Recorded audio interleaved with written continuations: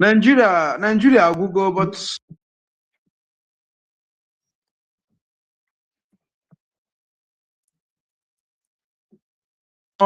brutal. Yes, at war. We are more or less at war currently. Here, here terrorism.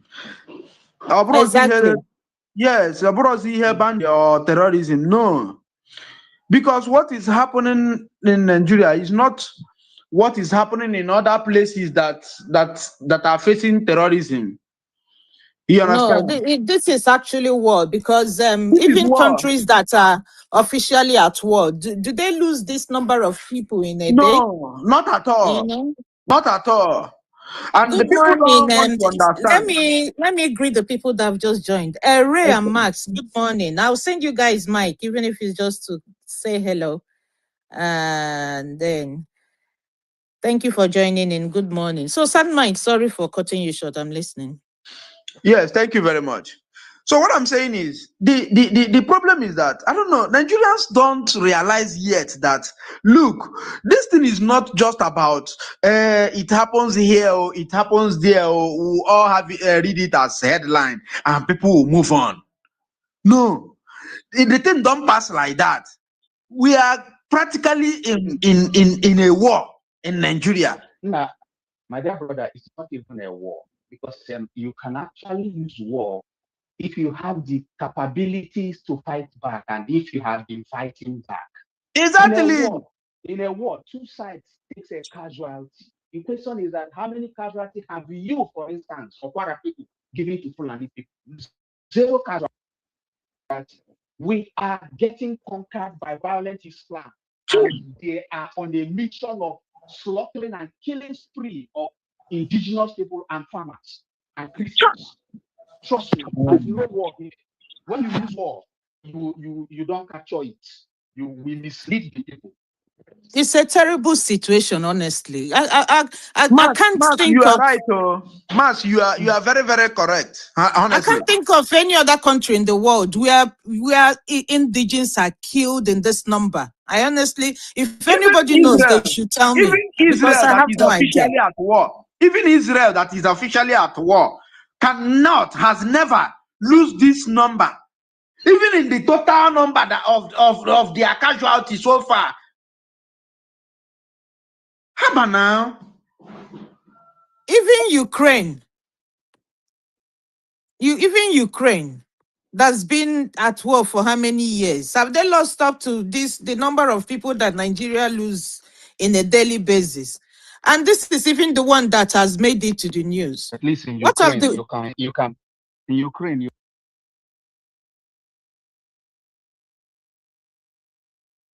Hello, am I the one losing everyone? Hello, can anybody hear me? I can hear you, but I'm not. I can't hear Mas. Okay, that Debdwa, Debwad. I will be back in a couple of minutes.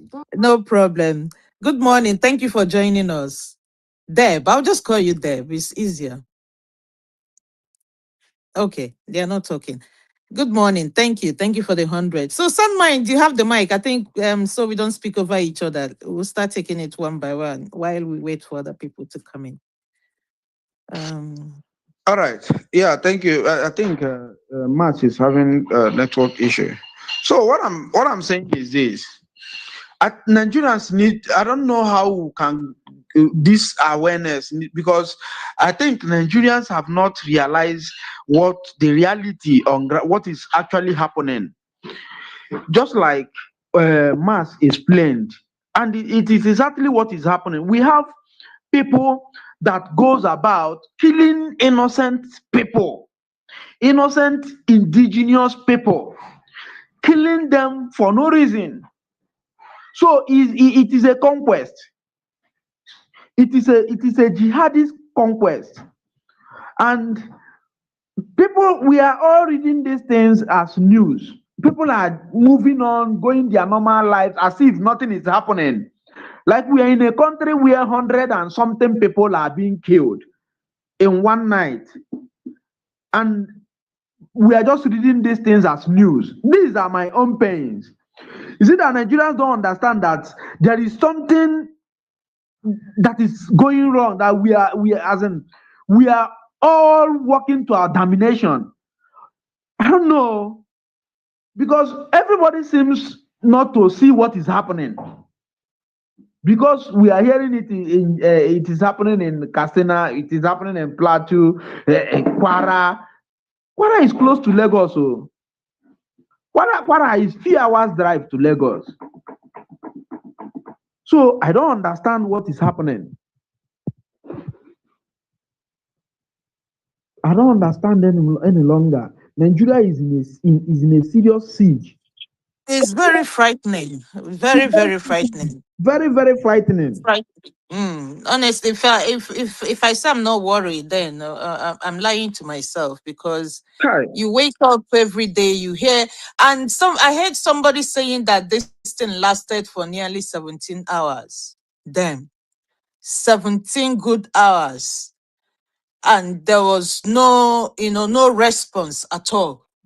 It's not a situation that we're hearing, oh, police came, maybe when they came, 100 people were already killed, they were able to save a few people, something. No, this one said don't pack police now, army is supposed to come. It's ridiculous. It's, for me, everything still goes down to the Nigerian government. Like the question said, are they failing us? They have failed, and they keep failing. It doesn't even look like anything is gonna get better. Nigerian government is a sponsor of terror. Tinubu cannot say he doesn't know about terror, but it's nothing to him, because he wants 1 million Nigerian people getting killed by terrorists. But what does it benefit him? What does it benefit him that his own citizens are being killed? Max. They are complicit. Nigerian governments they are complicit. Yeah, I do understand that argument. They are complicit. Obviously, their number one responsibility towards all of us is to provide us adequate security, which they have failed. So, but I don't know. What I'm wondering is, okay, what would the president of a country benefit that its own citizens are being killed in their numbers? How, if they kill all of us now, who will now become, who would they now lord over or be president over? Or does he enjoy it the way he's being treated internationally? And like I heard that there's America has boots on ground, even as we are speaking now. I don't know whether that is true or not.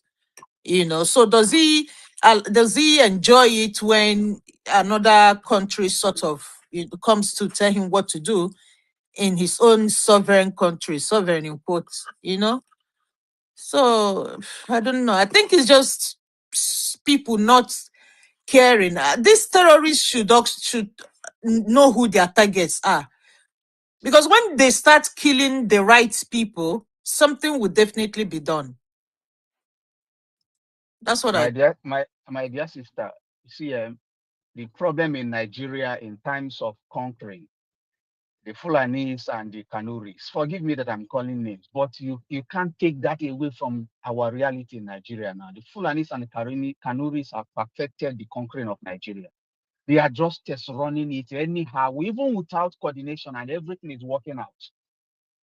You see, we have to be careful when in an election we allow people to be rigged to us. You see, Tinubu is not seeing himself as a president of Nigeria. Sincerely, he's not seeing himself as president of the people. He's only seeing himself as president of the few. Even that few he's seeing himself as president of. He's not. Remember, Kwara is practically Yoruba land. Even though them and Fulani is at loggerhead, majority of the local people, absolute majority of local people are Yoruba people. And remember, Kwara, this is Kwara, this is Ogun. From Ogun, this is Lagos.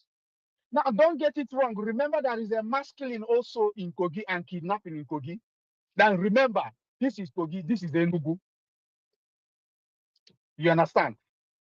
So the problem is already by our door. We can't pretend ourselves out of this reality. It's unfortunate that the people that call themselves our leaders are criminals and charlatans. Not long, what was the guy's name? Said MC Oluomo, a thug in Lagos, visited Enugu State. I'm citing that an example because that is where I'm from, and he was welcomed. He was almost given a state welcome. Nah, please, I'm not cutting you short. You know, I heard that yesterday and I was in shock. This is the same person that threatened the Igbos, not too long ago, and we know the fallout of that. Fallout of that. It wasn't just threatened. Some people died during that election of 2023 in Lagos.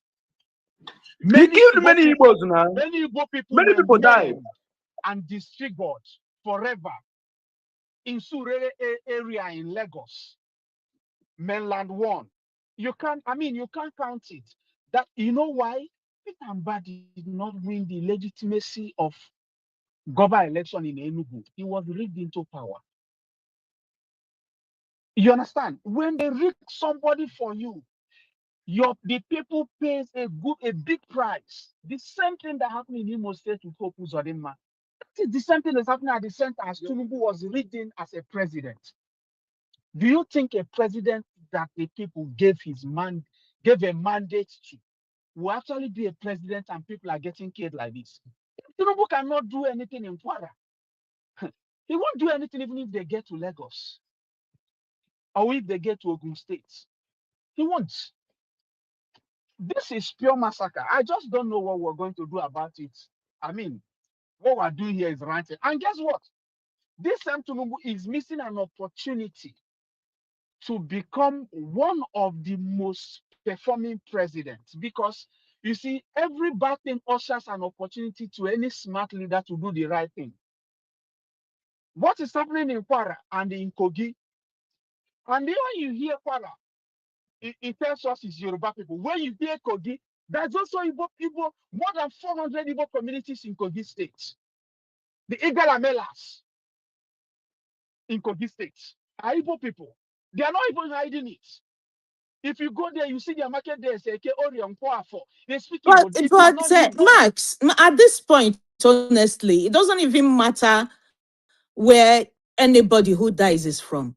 Because at the end of the day, we are all Nigerians. We are all under the same government who is failing us, irrespective of the part of the country. Because if 160 people can be killed in Kwara, what makes me think that it cannot happen in Abia? Of course, it can happen anywhere. Exactly. The point I'm even trying to make is that when Buhari was president, the violent Fulani was running riots on indigenous people, killing at will, not even at random, at will. Anywhere they want to kill, they've always succeeded in killing. Some people believe, especially the Yoruba people, that Tinubu cannot be this bad. If Tinubu gets to power, he'll do better. You can see Tinubu in power today. He's even worse off. That's the only reason why I brought that analogy. You understand? I get the point you're making now. You understand now? So, I don't know how we are going to look at it. If Tinubu is a Yoruba man and he cannot even protect Yoruba people in Kwara, then you expect him to do something when he gets to Abia, when he gets to Enugu. Then, I mean, for me to expect such a thing, I should be examined mentally. It means that my faculty, something is wrong with me. You know, I will be a fool to begin to think that suddenly when this killing gets to Enugu, the president will do something. With all the hate he's showing to Igbo people, he cannot help his own people, Yoruba people in Kwara. It is when he gets to Igbo land that suddenly he will now realize that my duty is to provide security to life and then properties. No, we'll be fooling ourselves. And don't allow anybody call it war, it is outright massacre of local people, genocide on Christians and indigenous people. See, very simple, no is about it. This is the reason. All these things is the reason why I I started advocating for the division of this country. Because that is the only way out for this whole mess. That is the only viable solution that we can lay our hands on. Make these jihadist people, make them day their day. Make people who want to live normal life, make we live normal life. See, we can't continue all this shenanigan that is happening. It cannot continue like this. Still, that's that Tinubu is missing an opportunity, to actually strengthen his name, even though his name is messed up, considering the process he got to power. Do you know that Tinubu, as a governor in Lagos, was an advocate of state police? And there's nothing he did not push and insult Obasanjo, insult Goodluck, saying that state police is the way to go. Now, do you know that one of the shortest way, excluding the division that my brother just talked about now, to fix this thing, is just to give out an executive order that anywhere there is violent death caused by either terrorists or whether it's Boko Haram or violent Fulani headers, any state that records such a thing, that unilaterally the state will be empowered to embark on state police, where indigenous people will be armed with military-grade weapons to protect their homeland, their forests, their territory. Do you know that this singular decision and declaration will take Tinubu from being not just a criminal and one who rigged himself into power to become somebody that people will begin to look with second vision, that, oh, this man actually knows what he's doing. And overnight, security will return in these most places that where people are getting killed. If the indigenous population is armed, if they are armed with military-grade weapons, and they have a dog in the fight, they are going to protect their own ancestral land. Overnight, these people will actually ransack and send these terrorists out of their states. Overnight. If they have the same weapon these criminals are having, this genocidal Fulanis and Kanuris are having, overnight, they'll send them away from their land. Yeah, but Max, I mean, I do understand that argument, but if the military that we have now, which I believe, are represented across the country in every state, for example, and they do have the equipment, if they cannot do nothing to protect the citizens, is it when we now have state policing that you think anything different will be done? Okay, now let me answer that question. Nkechi, the military and the police is infiltrated by Fulani spies and Kanuri, sniffers. You understand? So what the state police will do is that the president will arm them to the teeth. After arming them to the teeth, the command and control of state police will be, the governor will be in charge, and the governor will report direct to the president, not to National Security Advisor, not to the commissioner, not to the IG, not to the chief of army staff. You cut out all these criminals spying for all these things you are saying. All these things you are saying can only work. Let's be realistic to ourselves. And this is the only way to get solution. You see all these things you are saying? It can only work in a place where the government wants to get solution. Where the government is not complicit. That is why I'm saying he's missing an opportunity to actually write his name. That is when these things can work. See, bro, any Nigerian, let me tell you guys, anybody somebody at this point that has seen have seen everything that is happening in this country, that is well articulated, should be advocating for the division of this country, because that is the only viable solution. That is the only way out. Any other solution, let me tell you, any other solution can only come in a well-organized government that wants the betterment of its citizens. But you see this current administration, they are already complicit. They don't want the well-being of Nigerians. And everything that they have done is showing it all. The only problem we are having is that we citizens has refused to tell ourselves the simple truth that, look, we are on our own. The only solution we bring to ourselves is the solution that can help us at this point. What we need to do is, we have a window that is already open. We have international influence on our ground already. Nigerians need to understand that at this point, there is no way out. At worst, there will be a regime change. Yes, I know that one, because I followed international politics very well. Let me tell you, make no mistake, there is no way that all these things will play finish. What is happening in Nigeria will play finish, and there won't be a regime change. That one is a lie. And that's why I'm happy that Tinubu is already going. Anybody that but it's not about Tinubu going. If Tinubu goes, who goes in there? Exactly. That is another thing. And so it's not about, for me, it's not about Tinubu going, to be honest, because we might even end up with somebody who is worse. And how many? Let me tell you something. How many people is going to die before he goes is also important. Wait now. Let me tell you guys. You see why I prefer make Kukuma scatter this whole thing. Let everybody start afresh. People need to go and rebuild their homes. People need to I do understand that your standpoint, sound mind. But how is that going to happen? Because I sincerely do believe that if Nigeria is governed maybe in regions, for example, then our problems can be micromanaged. And Exactly. if it's micromanaged, we'll start getting closer to getting solutions. Exactly. But this structure that we have just now, Deb, I see your hand, and after speaking, you will have the mic.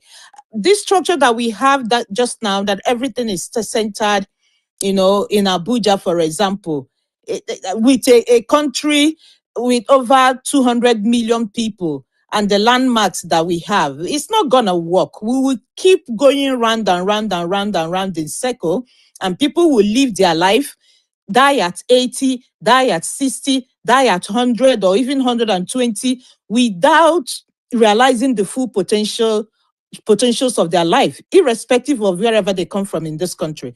So I do stand with us having our problems micromanaged, even if we start with regional government for now. I sort of had hopes with Tinubu. At a point, the way he was moving, I thought that the man is going to, give us regional government. And if he does that, he's going to ink his name in history, but he he doesn't even seem to be awake anyway. But let's hear what Deb has to say. Then we come back to you, Sun, Mind, and Max. Deb, you have the mic, please. Thank you. Katie, good morning. Max, what's up? How are you doing? Good morning, people in this place. I think, like you said, your last sentence, time goes, and it's not probably 10 years time, we cannot be speaking. Then it will be another generation bringing up this thing that we're bringing up. And now we have social media, so that at least they can know, someone like you spoke about what was going on in Nigeria.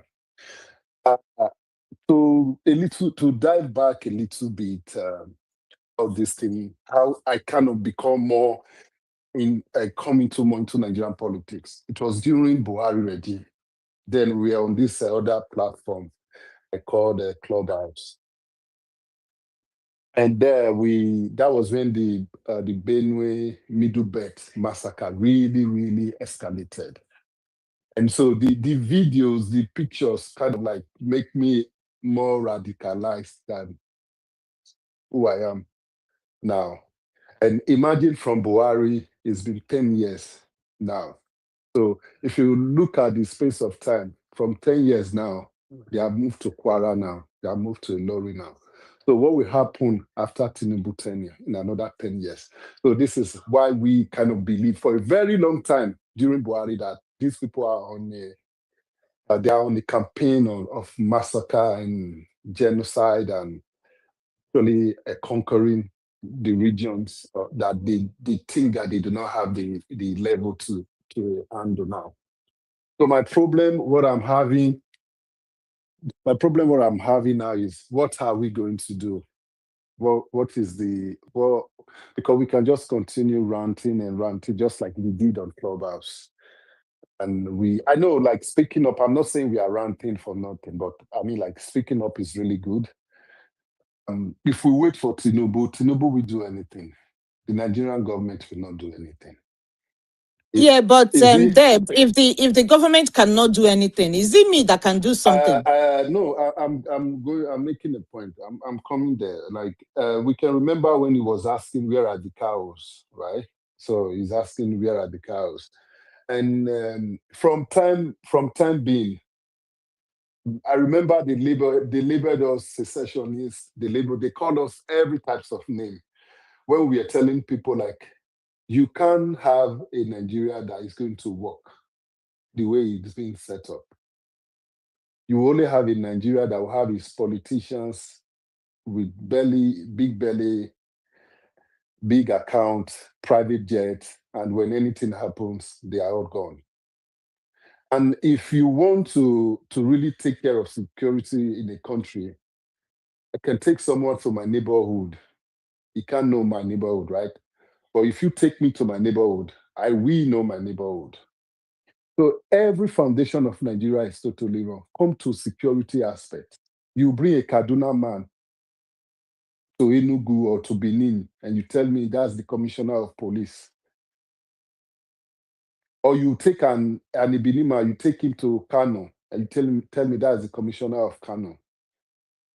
And if you look at the thing they do, like mostly in the South, they always give us people that doesn't know our terrain. And that's why we said everything is compromised.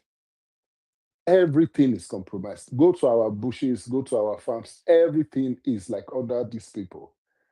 And when you try to go attack, do your own normal thing, they will not. But when you are not under Nigeria, and I keep saying this, that Fodio couldn't conquer the Middle Belt. The Middle Belt is being conquered today because we have a country, Nigeria, that is encouraging this to continue. Without a country, Nigeria, those people will stand up and they will fight. They will be able to have their weapons to fight. So Nigeria is the actually country that is allowing this prosecution and these killings to continue. So as Nigeria exists as it is, that the government doesn't care, the news people doesn't care, nobody cares, only me and you that come here. Thank God for social media that we can tell people what's going on. They don't care. But because Nigeria is still existing. So when people say break up this country to save life, they call you all sort of name because it hasn't happened to them. I don't know how it feels when you lose someone, when you lose a whole family. I was reading a girl, yeah, I think she's a Melanie skin or something. She's from Middle Belt. She narrated how all her family were wiped out. I don't know how people think that country can continue with the level we are now. Like a lot of people have been saying, the earlier the better. And like someone said, I think Tinubu can't go on. It's going to be like probably Lekki toll gates times 3 if Tinubu want to stay in power. There's going to be a regime change in Nigeria, 100%. There's going to be a regime change. There's no doubt about that. And I think the Americans have been telling this guy, you stop this thing or we share that country. I think they have. How do you think that regime change will happen? No. I don't see it happening. No. You know why I said there will be a regime change, yeah? Trump, or like I do believe there's a lot of lobby going on. Tinubu we know what he tried to do when he tried to lobby with this, how many millions of dollars. Everything came out and people were like, what are you doing? Even all those Senator Cruz and all those people were like talking about it. So for Tinubu to try to lobby, Trump is a madman in a very good way for me. I supported Trump. I remember people calling me stupid. And I tell them, this man will be the person that will break Tinubu backbone. And you guys go and mark it. The only way Tinubu will is to lobby the the White House. The White House is not of this devilish Democrat of today. They are Republicans, right? So Republicans they will not allow Tinubu to lobby them, no matter what he tries to do. And they will tell him, get rid of these people, or you can't rule this country, or you divide this country. Oh, just what I want to understand the modality of somebody from America coming to change regime in Nigeria, and who are they going to put there? Will we now become is this the 57th states of America, or what are we going to become? That is left for the scenario that happens after after the next election. So the next election is a do or die. And again, you tell me America is ever going to be in Nigerian politics. Even America is dictating what is going on in mighty Iran, like they call themselves. So no matter, that's why when they say CIA, FBI. Bounty. America has special interest in Nigeria. You remember that they acquired a mass land by the ocean. Yeah. And they are building the largest embassy in sub-Saharan Africa in Nigeria. So there is a ground interest. Another thing is this. No, I do understand that they would definitely have interest in, and who wouldn't? Nigeria is a country of over 200 million. If Nigeria implodes, the world will be in trouble, because you will have a lot of refugees, to deal with, and the world cannot deal with it. So they need the Western country, especially now that people are becoming very nationalistic and they're trying to put a very serious check on their immigration. They need Nigeria to be stable. So I do understand that, but I also a quick one. I think I heard like they said there's not going to be an e-transmission with the voting, whatever BFAS they call it, right? I think that's why when some people are saying like this opposition are like the clueless opposition Nigeria ever had, I do agree. I've been saying this, but I don't like to talk about those opposition because of the people that are inside the opposition, because they are actually the bedrock of what we are facing today, right? The likes of El-Rufai, the likes of Atiku. So that's why I don't like to talk about those people, because when you start talking about them, people think like you're on one side there, right? But still, this opposition, they have to be the most, like they have to have a very strong lobbyist in White House right now. I mean, like they have to be in that place, like pinching these people. Look at what is going on. Look at this government. Look at the technology we have for voting. Look at what they are saying. And I do believe, because I think I tweeted it when Trump just came into power. I said, if that was Labour Party, then I said, Labour Party are the very smartest party in Nigeria. They should start doing their lobbying in White House. Because that man that they called madman, that's the only man that can deal with Tinubu. Only that guy. So I think Labour or whosoever, or what was it called, this party, ADC, that should have that strong lobbyist in White House that is doing that job for them now. Because imagine, Baba, let me tell you this. You see, if you understand international politics, you know that there is no way Tinubu is coming back. There is no way. That one, whether we campaign or we not campaign, or this is the fact. There is no way we won't have a regime change as long as American boot is already on ground. No. Okay, Sandmind, I will come back to take you on that. I want to hear TZ. All right. Yeah, please. TZ, you have the mic. Then I'll come back to Sandmind and Deb. TZ, good morning. Good morning, Katie, and good morning, everyone. Very interesting conversation. Like for me, from the bush where I am from here, when I hear people say, is Nigeria government failing us? Nigeria government has failed us for a very long time. And unfortunately, at this time, we have someone who either he rigged himself into power or he bought himself into power, either of the ways, who is more interested in 2027 than even to do the little best that he forced himself on Nigerians. And as it is right now, to be honest, I think the Nigerian people have decided to accept that they have failed, they can't do anything. Not necessarily because they cannot do anything, but because the government has deliberately impoverished them, the government have terrorized them, the government have used all form of terrorism to hold them hostage, and they can't do anything. That is how that's how it has been portrayed to the common man on the street. Unfortunately, it also happened, or it coincided with an opposition figures who somehow either I don't understand their own line of thought, or I am misunderstanding the way they are understanding the situation. They have also resorted to behave like the Nigerian populace, because one could have imagined that since the killings continue, I have to also admit that it did not start under uh, uh, uh, Tinubu. It started under my brother, the dead guy, Muhammad Buhari. He was one that actually started killing Nigeria or terrorizing Nigeria. But we are expecting or anticipating that the worst president we will ever have was him. Unfortunately, in less than 6 months, Tinubu proved otherwise. Right now, these terrorists, whichever name you want to call them, whether jihadis or Fulani militia or Boko Haram, whatever name you want to call them, one thing that is very clear is these are terrorists and they have the same agenda. They have already conquered the north.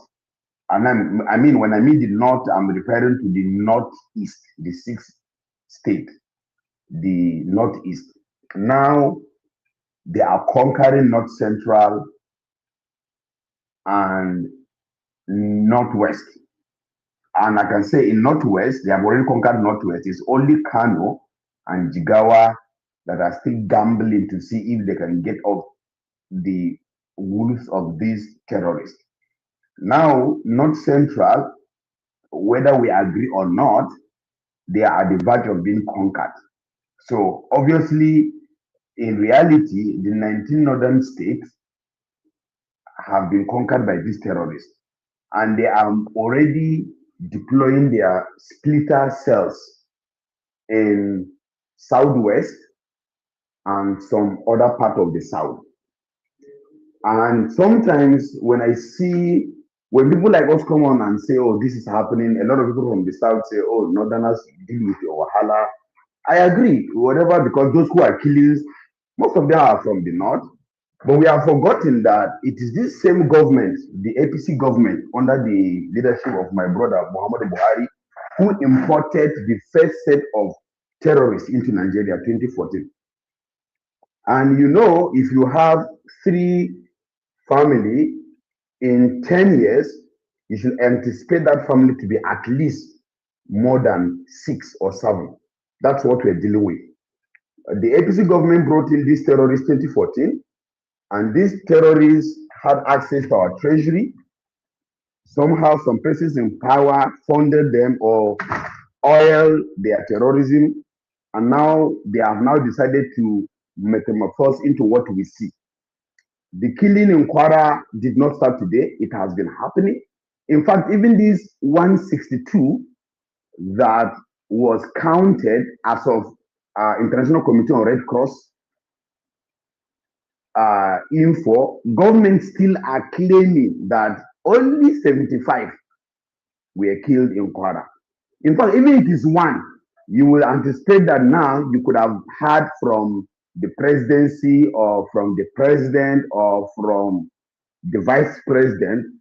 Unfortunately, they are nowhere to be had and they are okay. And of course, I know I don't even anticipate anything from them because what is happening, they know what is happening.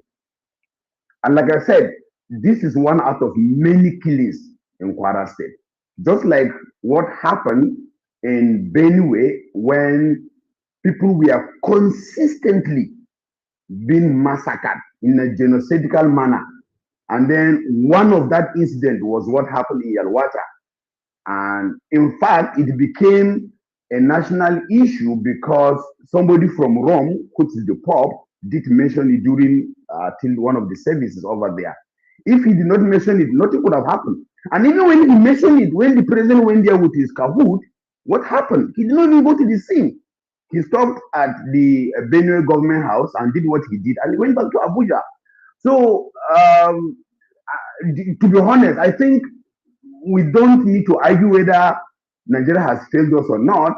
But we have one thing that we should be thinking about now is, can we even fight back as it is right now? Because we are being conquered daily by terrorists that was imported by this government. And from all I see, I may be wrong, but from all I see is the government, because they brought these guys in and they took over power from PDP with these guys, they don't want to do anything to curtail them, maybe until Tinubu rig himself back. And if he rig himself back, maybe they will sit at a table with them and negotiate.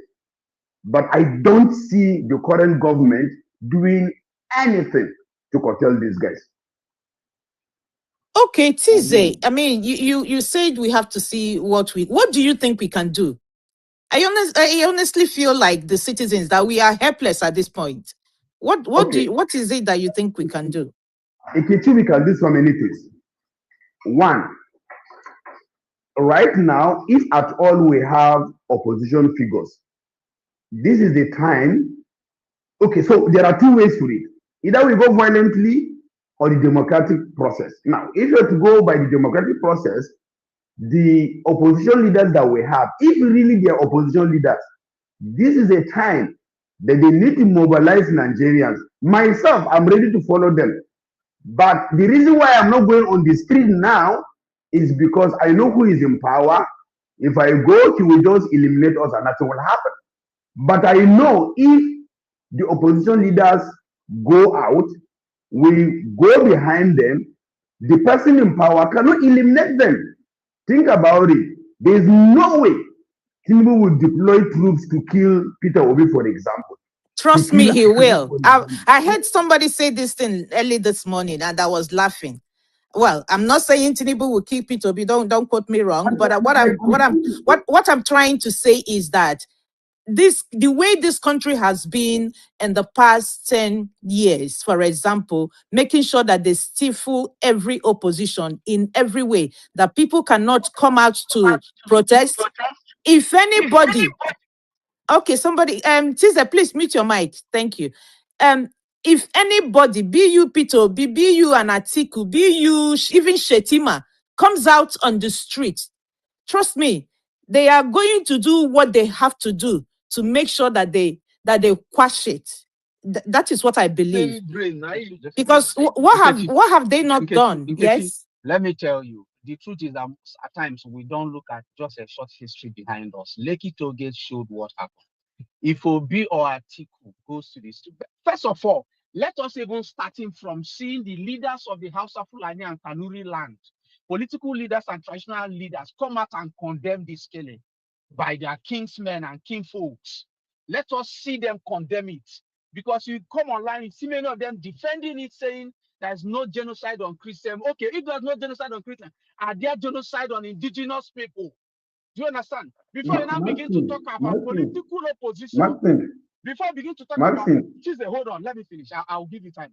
Before I begin to talk about political opposition protesting, let me tell you one thing. There are many ways you can kill men who have come of age when they protest. You remember that when Chubo Kadigo protested when he was a very powerful political persona, Obasanjo government used what we call toxic tear gas, knowing that Chuba was of age and had some issues that were not pronounced then.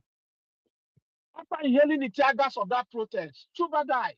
The same thing can be repeated now. They use toxic tear gas on people. They don't have to use live bullets like Lekki Tollgate. You understand? The fact remains that the president of the day is more interested and find it easier and appealing and sweeting to kill civilians. That is why if you go to Southeast and some other places in South-South, in 1 kilometer, you see more than 10 to 15 checkpoint of military and police. Then you go to north, no checkpoint, making these criminals and terrorists and genocidal bloodsuckers move freely. 15 kilometers, no checkpoint. 20 kilometers, no checkpoint. 50, like that. It's anybody who have traveled to the northern road to tell you how many checkpoints they see. None. So they know what they are doing. They are accomplices. The people you want them to come and protest, if you exclude P2B, tell me any other person that has spoken really about the killing of the innocent people. You will not hear them speak. Let us even start from there. Nigerian people are messed up. I mean, we are sucked. We are seriously messed up. Okay, Because Max. this has nothing to do with opinion shaping. This has nothing to do with press media or social media or normal traditional media. This is about killing people with military-grade weapon. We are powerless. We can't do nothing. Yeah, Max. It I is the mean, government's job. I agree with you that honestly, at this point, I don't think there's anything we can do as citizens. But I might be wrong. TZ, do you want to round off, or did you finish what you were saying so we can go to Afri Dominion? Yeah, I wanted to say that traditional rulers, the northern elders, the people who have the airlight, let's just put that way, they will not come out to protest because they are part of the engine room of these killings. They know what is happening. There are things that are happening that they are not telling the public. So they will never, never come out to protest.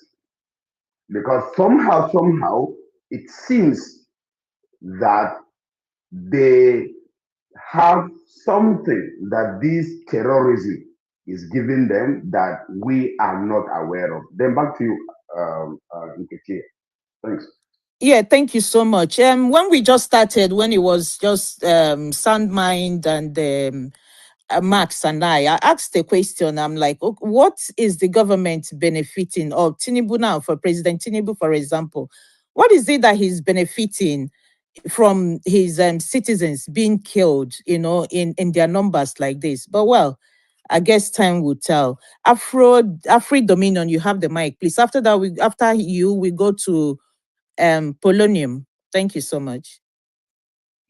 NK, thank you very much. I say good evening, depending on where you are. And I wish everybody on this platform a happy new year into February. I will just try as much as possible to identify the problems, and then with your permission, I will propose some solutions to the problems that we have. Let's look at the debt to GDP ratio in Nigeria. It's approximately between 39.8, maybe even 50%. The national debt that we have now under Bola Tinubu is about 36 trillion naira, or maybe $92 billion. So the poverty is so endemic. Nigeria has overtaken India as the poorest country in the world. Neighbors are sharing pots of soup.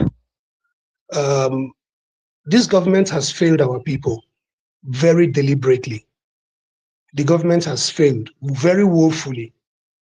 And from what people have done in the past, or what is happening presently, it is very easy to estimate what will happen in the future. Bola Ahmed Tinubu's government has nothing good for Nigerians. And as we approach 2027, the realities on ground now is that the US have actually sent or acknowledged that they already have some people, as far as military, on ground in Nigeria. This issue of insecurity is something that is beyond the government of Bola Ahmed Tinubu. Some of us on the forum will remember what Bola Tinubu told Hajia Mojina to Mohammed in London. He says to her that he will not interfere with security-related issue, because if he does, certain people in certain parts of the country will kill him. He will not fight insecurity because it's beyond him. In that time, we now have about 8.1 million people in IDP camps in Nigeria. That's almost 10 million people are in IDP camps. Now that brings us to the question, who are the majority of the IDP camps? And wherever these people are displaced in Nigeria, who are the present occupants of where they used to live, why they can't go home?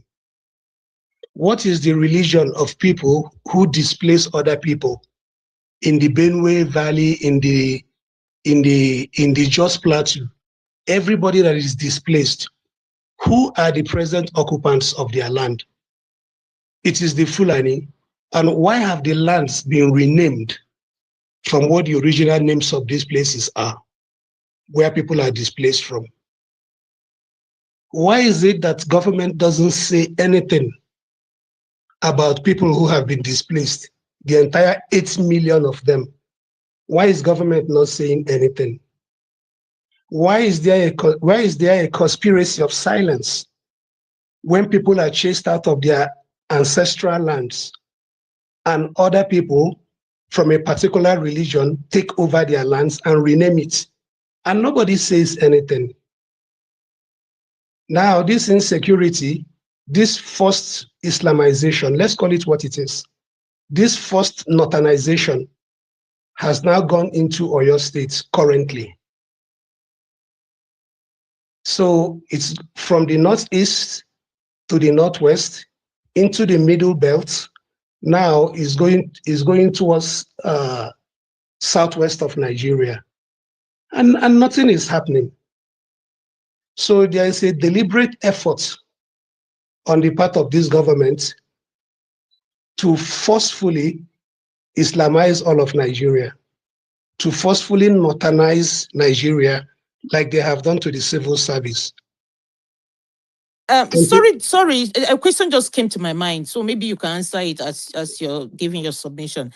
If you say is Islamization, which I'm not arguing, but I just needed some clarity, why is it that they are not going into these communities and maybe forcing them to convert to Islam?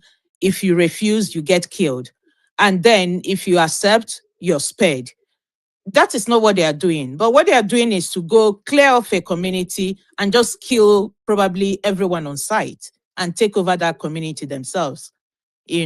So I'm trying to correlate the two, how it is actually Islamization. Is it that there is other ulterior motives that we are probably not thinking about? NK, I think you have answered your own question. If you're proselytizing, if you're preaching your Quran or your Bible to convince people to come to your religion, that is one thing. But if you go on a Christmas Eve, like happens a lot in Nigeria, and you slaughter men, you slaughter nursing mothers, you slaughter old people and infirm people, you kill people indiscriminately, and then you take over their lands. Look at it across West Africa. It is a particular race of people that belong to a particular religion, or let's call it what it is. It is the Fulani Islamic fundamentalist Sunni adherents that are perpetuating this ethnic cleansing and forced Islamization on people who are mostly Christians in Nigeria. There is no evidence or proof. People will tell you, Muslims are getting killed too. The Muslims who quote unquote are getting killed too, these are actually northern Christians who are also being killed. You see, and the evidence of this is that people that occupy these lands, while you have 8 million people, in IDP camps are Fulanis taking over people's land by force. Let's call it what it is. But with your permission, let me talk about some solutions. Presently, there is hunger, there is starvation, children are out of school, 8 million people are in IDP camps. The number of Almajiri out of school children, has gone from 15 to 17 million.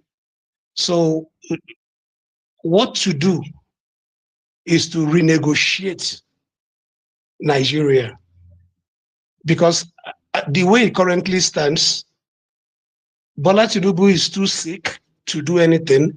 Nigeria is even sicker than Bola Tinubu. So 2027 will not solve anything for anybody. Politicians will just share money the way they've been sharing money, and the status quo will continue. What needs to happen is that people need to help themselves. INEC, INEC has been given 1 trillion. Their previous budget was 300 billion. Ahmed Bola Tinubu has given them 1 trillion. In that time, their top echelon has gone to lodge themselves at the Radisson Blue Hotel in Ikeja for the last 2 months. That's where they all are. So Bola Tinubu doesn't come to Twitter or X. He doesn't send anybody. Maybe Onanuga will say 1 or 2 things. No, but really, there's really no hope for the country. So people should defend themselves, because government will not defend anybody. People must take steps to see how the country will be restructured along religious lines. That's just the fact of it, because clearly water and oil will not mix. I thank you, Yannick, and I yield. Thank you so much, and thank you for preferring your own. I mean, what you think is a solution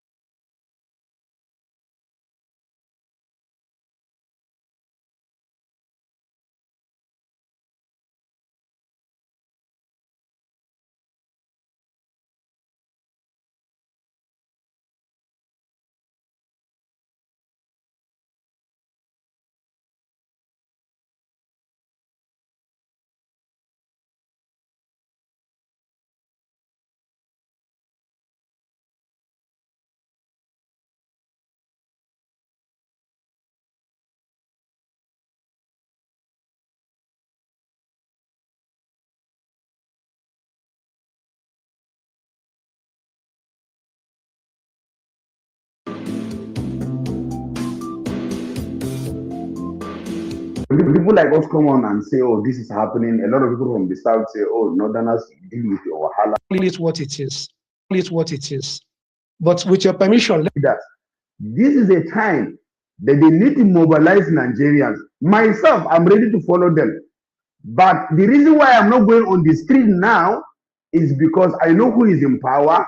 If I go, he will just eliminate us and nothing will happen. But I know if the opposition leaders go out, we go behind them, the person in power cannot eliminate them. Think about it. There is no way Tinubu will deploy troops to kill Peter Obi, for example. Trust me, he will. I heard somebody say this thing early this morning, and I was laughing. Well, I'm not saying Tinubu will keep it Obi. Don't quote me wrong. But what I'm trying to say is that the way this country has been in the past 10 years, for example, making sure that they stifle every opposition in every way, that people cannot come out to protest. If anybody, okay, somebody, Tisa, please mute your mic. Thank you. If anybody, be you Peter, be you an Atiku, be you even Shetima, comes out on the street, trust me, they are going to do what they have to do to make sure that they quash it. That is what I believe. Because what have they not done? Yes. Let me tell you, the truth is that at times we don't look at just a short history behind us. Lekki Tollgate showed what happened. If Obi or Atiku goes to this, first of all, let us even starting from seeing the leaders of the House of Fulani and Kanuri land, political leaders and traditional leaders come out and condemn this killing by their kingsmen and kingfolks. Let us see them condemn it. Because you come online, you see many of them defending it, saying there's no genocide on Christians. Okay, if there's no genocide on Christians, are there genocide on indigenous people? Do you understand? Before you now begin to talk about political opposition, before I begin to talk about, hold on, let me finish. I'll give you time. Before I begin to talk about political opposition protesting, let me tell you one thing. There are many ways you can kill men who have come of age when they protest. You remember that when Chubo Kadigo protested when he was a very powerful political persona, Obasanjo government used what we call toxic tear gas, knowing that Chuba was of age and had some issues that were not pronounced then. After hearing the tear gas of that protest, Chuba died. The same thing can be repeated now. They use toxic tear gas on people. They don't have to use live bullets like Lekki Tollgate. You understand? The fact remains that the president of the day is more interested and find it easier and appealing and sweeting to kill civilians. That is why if you go to Southeast and some other places in South-South, in 1 kilometer, you see more than 10 to 15 checkpoints of military and police. Then you go to North, no checkpoint, making these criminals and terrorists and genocidal bloodsuckers move freely. 15 kilometers, no checkpoint. 20 kilometers, no checkpoint. 50, like that. It's anybody who have traveled to the Northern Road to tell you how many checkpoints they see. None. So they know what they are doing. They are accomplices. The people you want them to come and protest, if you exclude Peter B, tell me any other person that has spoken really about the killing of the innocent people. You will not hear them speak. Let us even start from there. Nigerian people are messed up. I mean, we are shocked. We are seriously messed up. Okay, Max. This has nothing to do with opinion shaping. This has nothing to do with press media or social media or normal traditional media. This is about killing people with military-grade weapon. We are powerless. We can't do nothing. Yeah, Max. I agree with you that honestly, at this point, I don't think there's anything we can do as citizens. But I might be wrong. Tize, do you want to round off, or did you finish what you were saying so we can go to Afri Dominion? Yeah, I wanted to say that traditional rulers, the northern elders, the people who have the airlight, let's just put that way, they will not come out to protest because they are part of the engine room of these killings. They know what is happening. There are things that are happening that they are not telling the public. So they will never, never come out to protest. Because somehow, it seems that they have something that this terrorism is giving them that we are not aware of. Then back to you, Nkechi. Thanks. Yeah, thank you so much. When we just started, when it was just Sandmind and Max and I asked a question. I'm like, "Okay, what is the government benefiting, or Tinubu now, for President Tinubu, for example? What is it that he's benefiting from his citizens being killed, in their numbers like this?" But well, I guess time will tell. Afro Dominion, you have the mic, please. After that, we go to Polonium. Thank you so much. NK, thank you very much. I say good evening, depending on where you are. And I wish everybody on this platform a happy new year into February. I will just try as much as possible to identify the problems, and then with your permission, I will propose some solutions to the problems that we have. Let's look at the debt to GDP ratio in Nigeria. It's approximately between 39.8, maybe even 50%. The national debt that we have now under Bola Tinubu is about 36 trillion naira, or maybe $92 billion. So the poverty is so endemic. Nigeria has overtaken India as the poorest country in the world. Neighbors are sharing pots of soup. This government has failed our people very deliberately. The government has failed very woefully. And from what people have done in the past, or what is happening presently, it is very easy to estimate what will happen in the future. Bola Ahmed Tinubu's government has nothing good for Nigerians. And as we approach 2027, the realities on ground now is that the US have actually sent or acknowledged that they already have some people, as far as military, on ground in Nigeria.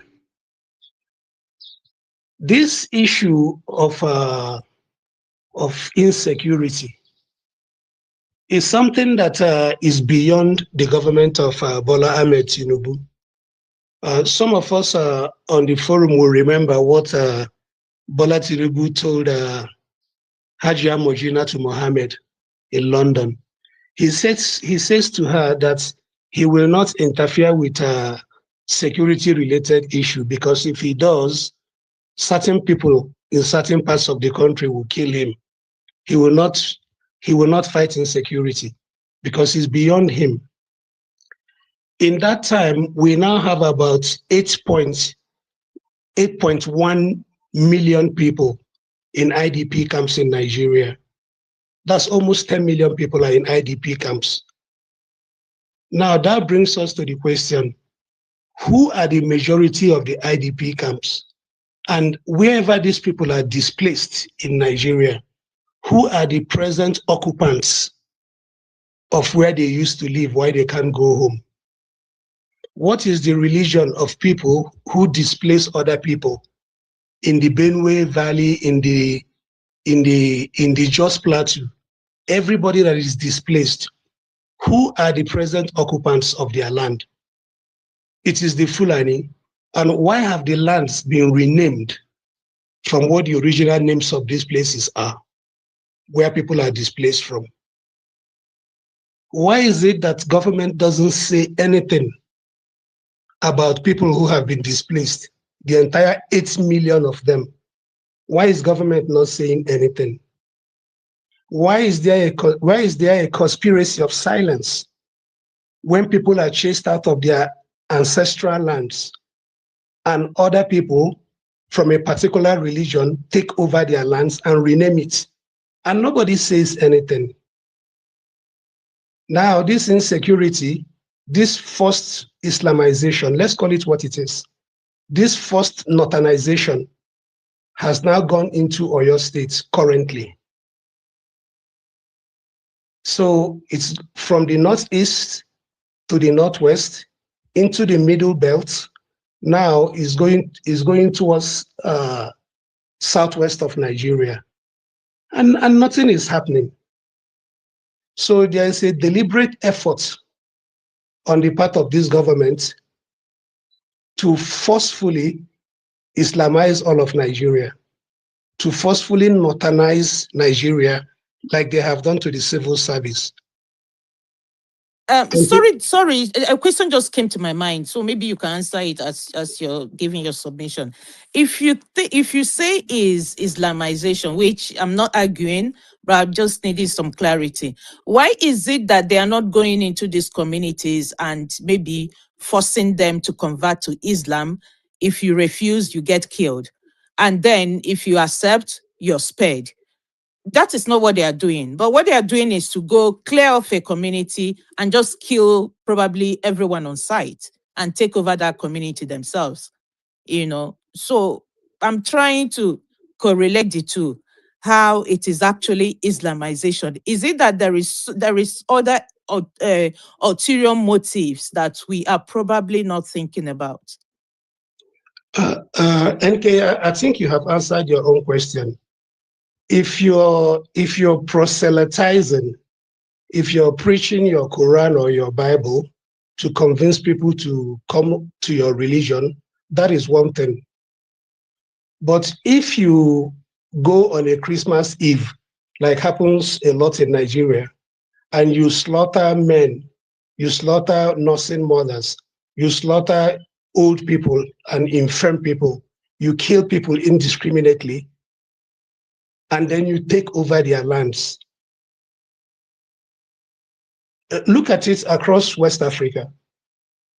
It is a particular race of people that belong to a particular religion, or let's call it what it is. It is the Fulani Islamic fundamentalist Sunni adherents that are perpetuating this ethnic cleansing and forced Islamization on people who are mostly Christians in Nigeria.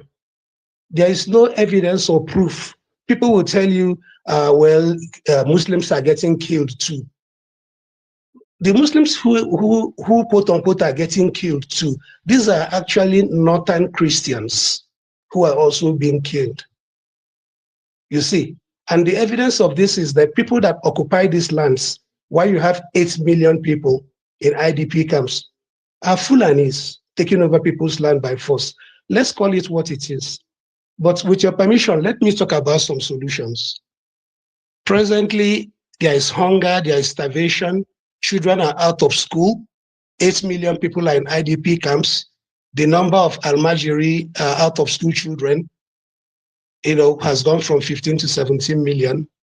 So what to do is to renegotiate Nigeria, because the way it currently stands, Bola Tinubu is too sick to do anything. Nigeria is even sicker than Bola Tinubu. So 2027 will not solve anything for anybody. Politicians will just share money the way they've been sharing money, and the status quo will continue. What needs to happen is that people need to help themselves. INEC has been given 1 trillion. Their previous budget was 300 billion. Ahmed Bola Tinubu has given them 1 trillion. In that time, their top echelon has gone to lodge themselves at the Radisson Blue Hotel in Ikeja for the last 2 months. That's where they all are. So Bola Tinubu doesn't come to Twitter or X. He doesn't send anybody. Maybe Onanuga will say 1 or 2 things. No, but really, there's really no hope for the country. So people should defend themselves, because government will not defend anybody. people must take steps to see how the country will be restructured along religious lines. That's just the fact of it, because clearly water and oil will not mix. I thank you, Yannick, and I yield. Thank you so much, and thank you for preferring your own. I mean, what you think is a solution. I honestly stand in any solution that would help us micromanage our problems. If we just continue with what we're doing now, we are wasting our time, which we've wasted for over 60 years, and we're gonna waste 120 years, and hopefully my grandchildren will be alive at that time, or my children, and they will still be discussing the same things that my father discussed about Nigeria, that I'm discussing about Nigeria. And it just doesn't make any sense. It pains me in a special way that a child born in Nigeria has to experience life like this until, except that somebody is lucky to Japan. That's when you're like, oh, okay, actually, there is actually, better things in life, but Polonium, let's hear your views, please. Yeah, good morning, everybody. From my own side of the country, of the world, sorry. This the situation in Nigeria is, I don't know, it's every day. I mean, we will continue to see clearly, that we do not have a government that is for the people in power. These guys are not there for you, they're not there for the people.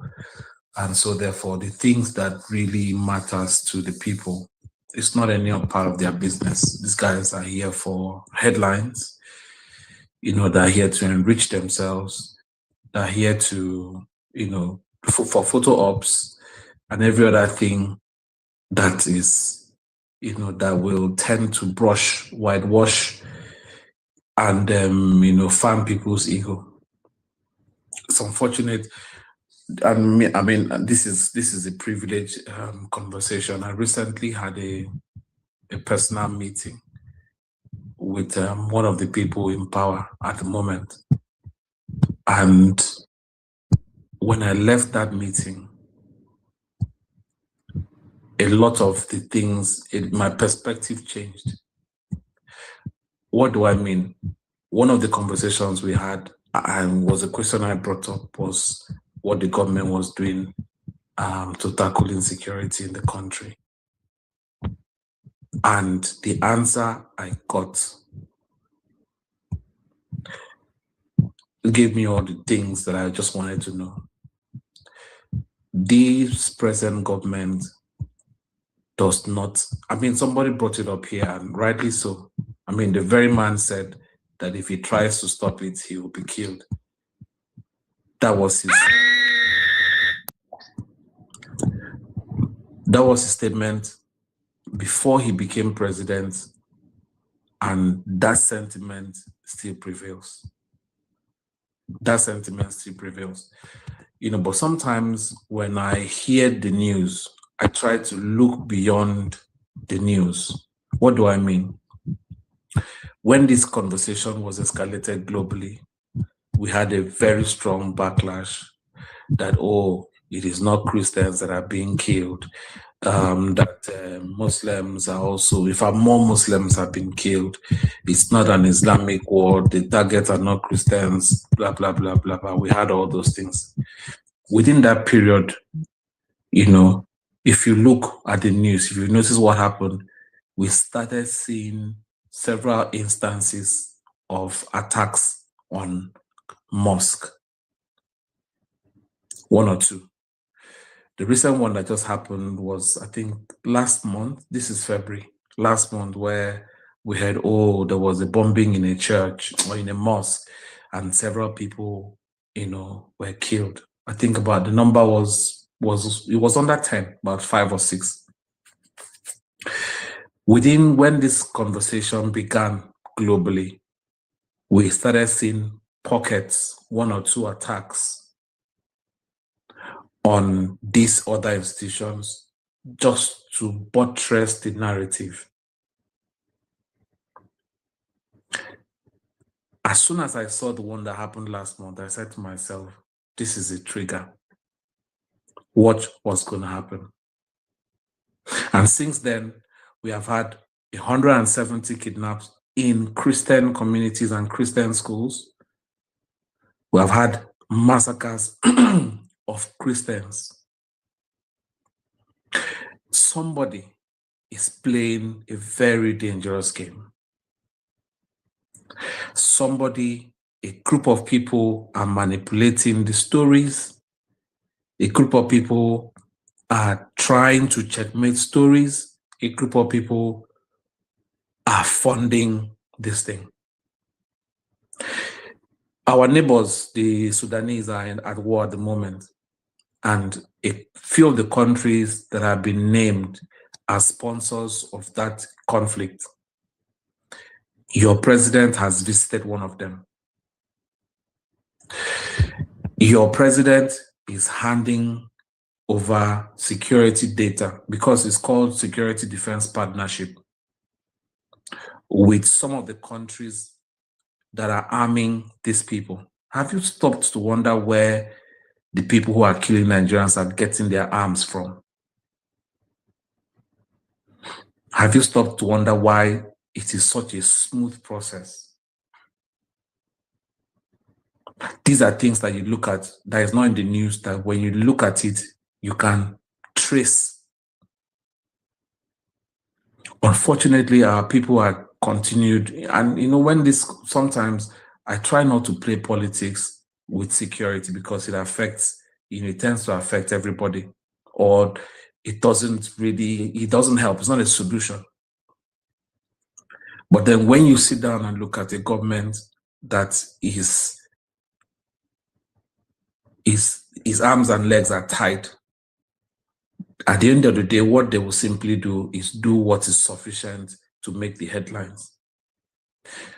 Somebody talked about state policing here. Is it not funny? Very, very funny and hypocritical. I made a tweet just a few minutes ago that this man who is president today, everything he condemned in other presidents, he has not done them.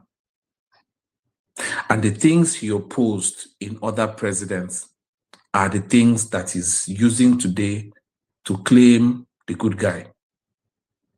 Take, for example, the state policing. We may not be able to get that law passed in this current Senate. But how about if the Nigerian police begins to deploy police commissioners from those states to head security in their states? Instead of sending Abubakar to Enugu, sending Okon to Sokoto, why don't you leave Abubakar in Sokoto, leave Okon in Akwa Ibom, so that he can be responsible? Because if Okon is the one heading security in Akwa Ibom, we know Okon's house, we know his family, the people Okon is protecting. He knows the people that he is protecting. He is a stakeholder. He has a skin in the game. Why don't we start from there? Why don't we start from there, so that the people who are from those regions will be saddled with responsibility of securing their own states, their own communities, while we wait for an eternity of state policing? I would think that could be a quick win if this man who condemned and proposed state policing and used it as an electoral campaign against other presidents will be willing to do what he himself condemned in others. It's just my thought process. May the souls of the innocent people who continue to be victims rest in peace.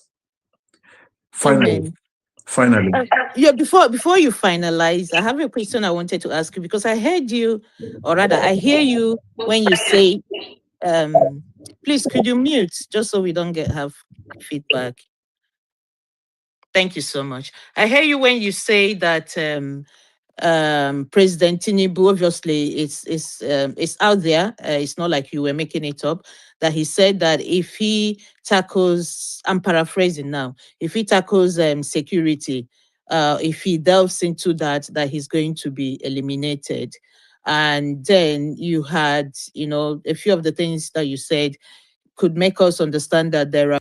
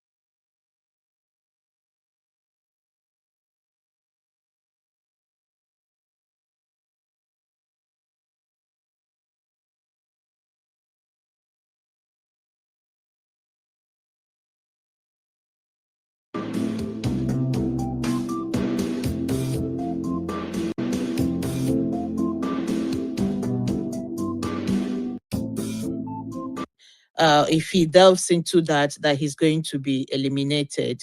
And then you had, a few of the things that you said could make us understand that there are people behind the scenes who are sponsoring this terrorism, which is a fact, because the way it's going, it just cannot be that these guys are waking up one morning and doing the things they are doing.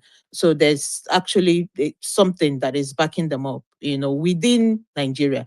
But my question is this: whoever that is doing this, or whichever group of people, to what end? What do you think that they are benefiting from, like wiping out a community, killing people in their hundreds? Let me not even ask about kidnapping, because obviously we could see that could be done for material gain. But going to a community and just eliminating people, just for the fun of it, for example, what do you think that these people are trying to achieve? Polonium, please. Land is very critical in the game of things. These people, I haven't mentioned, these people they claim to be nomads, right? We hear that they are nomads, or they're always moving, they're moving cattle, they're moving this, they're moving that. So for the most important thing for a nomad person will be a location to call his own. And we have seen these things in conversations, even from government.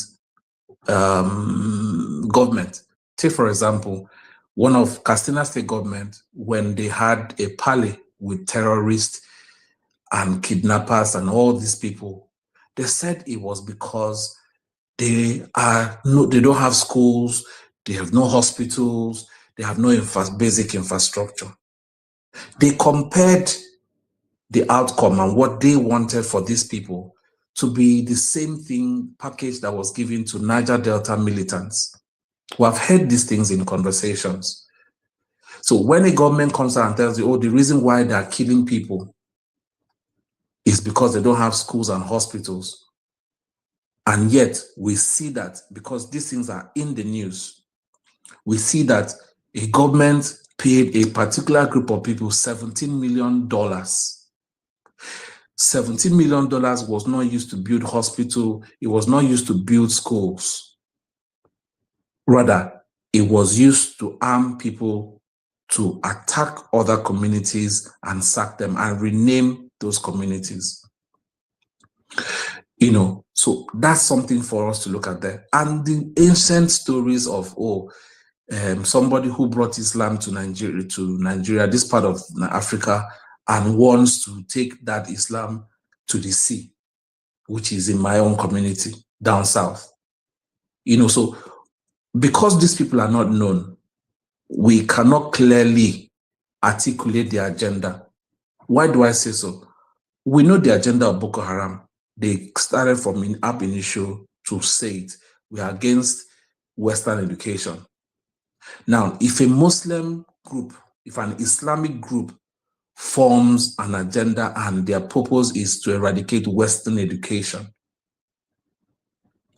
it is funny and foolhardy to think that the Christians who are within that community will not be targets for such a group. So that is it. And genuinely, if these guys are serious, because everything is recently, yesterday, we heard in the news that Malami is now being sent to court for terrorism funding. Good news. Can they bring out other people who are funding this terrorism? Because it's not just that guy. Let them bring more people. Let us begin to see the signs that this government, is not just afraid, but they are capable. The statements that I've made here, number one, is statements that are in the news and things that the president himself said. So that's my take on it.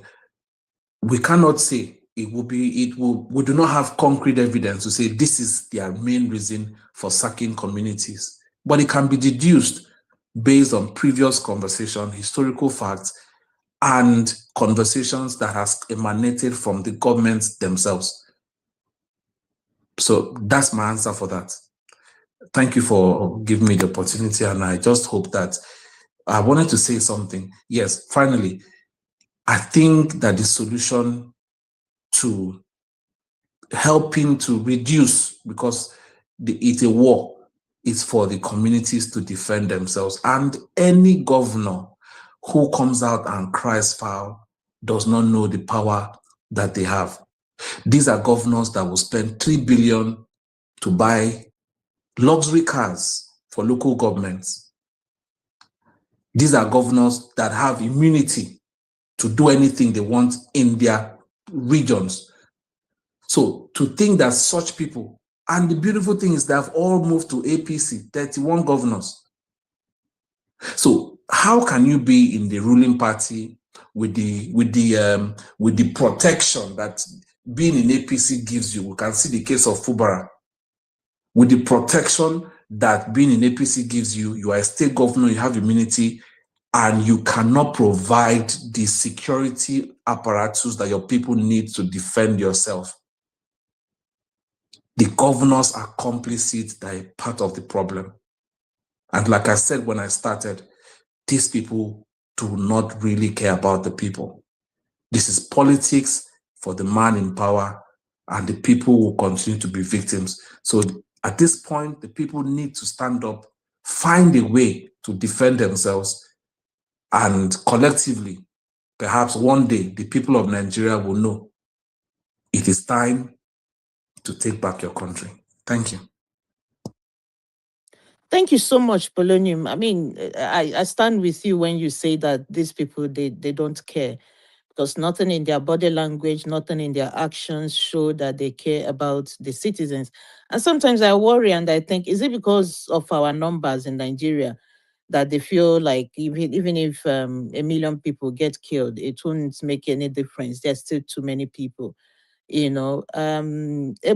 Florence, you are our next speaker. You have the mic, please.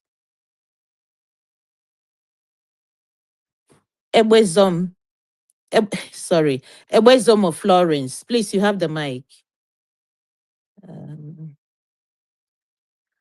Okay.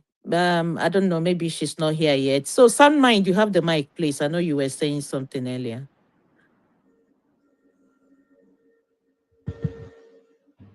Yes. Yeah, thank you very much. Oh, sorry. Ebwezom, are you here? Florence. Okay, Sunmind. Yeah, Florence, do you want to speak now, please? Go first, okay? No problem. Thank you. Sunmind, please, you have the mic. Thank you. Okay, I see Afridomi hand off. Let me round up my table. I will come back. Okay, I'm not seeing any hand up. Or I hope. I don't know. I'll put my glasses on. Afri Dominion, did you want to say something? Because I didn't see your hand up, sorry. Yes, thank you very much, Enke. Okay. I wanted to just add to the accurate and concise answers that Polonium gave to you. A lot of times it's not popular for people to make statements which the mainstream media will label or stigmatize as bad speech. But you have asked this question 3-4 times in the same way. What is in it for anybody, whether it's government or non-state actors? What is in it for anybody to bring about insecurity in Nigeria? I just want to go back to 1914 when the northern and southern protectorates of Nigeria was amalgamated by the British. The British are very smart people. They cannot claim that they are unaware that the northern and the southern protectorates are different people.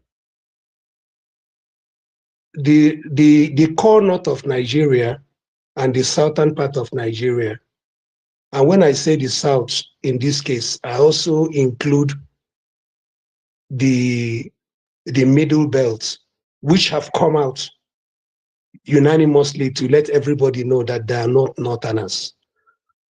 If you look at the 4 cardinal geographic points, and I'm not digressing here, there's no way that you can say that the middle is part of the north.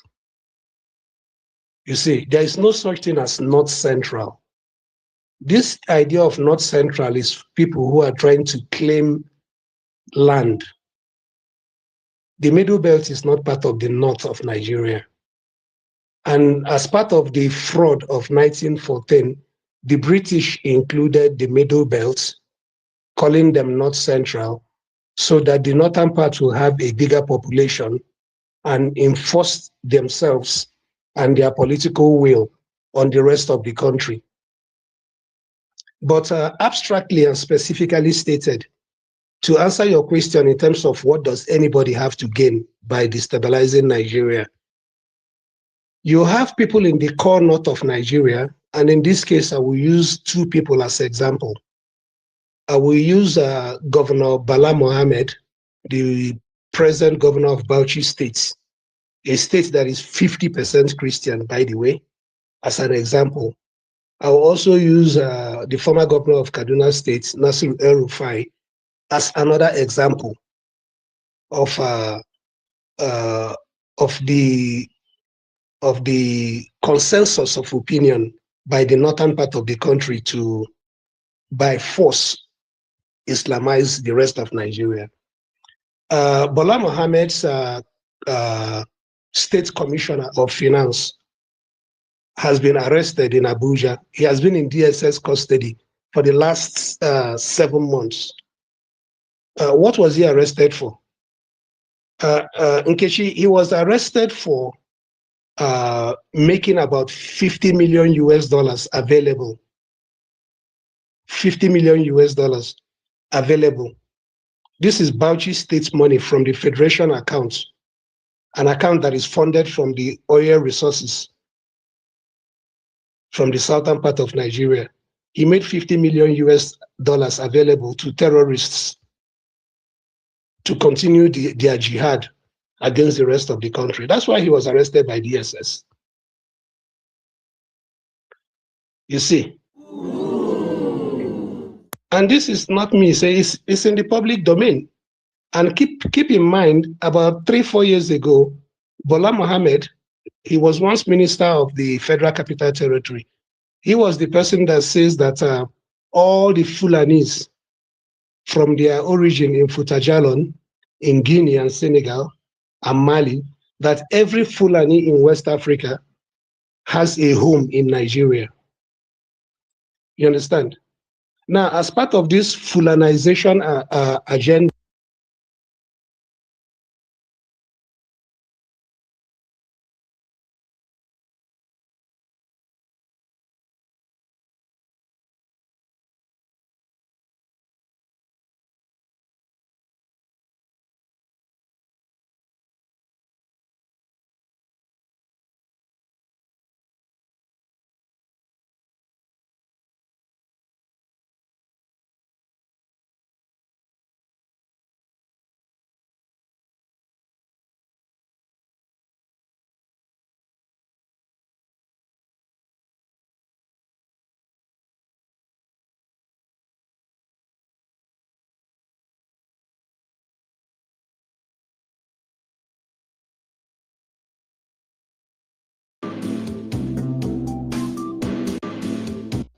NK is that government has an official Islamize the rest of Nigeria.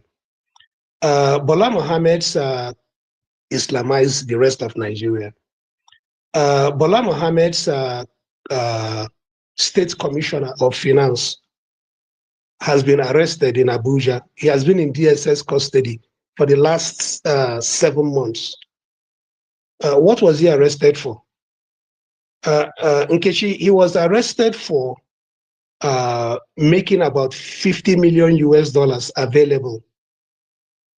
50 million US dollars available. This is Bauchi State's money from the Federation account, an account that is funded from the oil resources from the southern part of Nigeria. He made 50 million US dollars available to terrorists to continue their jihad against the rest of the country. That's why he was arrested by DSS.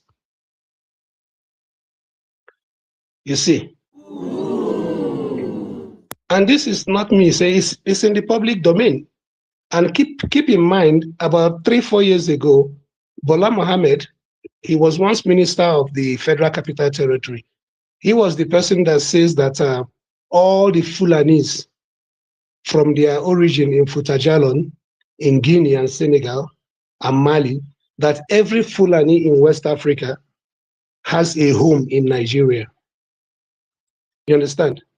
Now, as part of this Fulanization agenda, Muhammadu Buhari actually informed every Fulani in West Africa that they can come to Nigeria.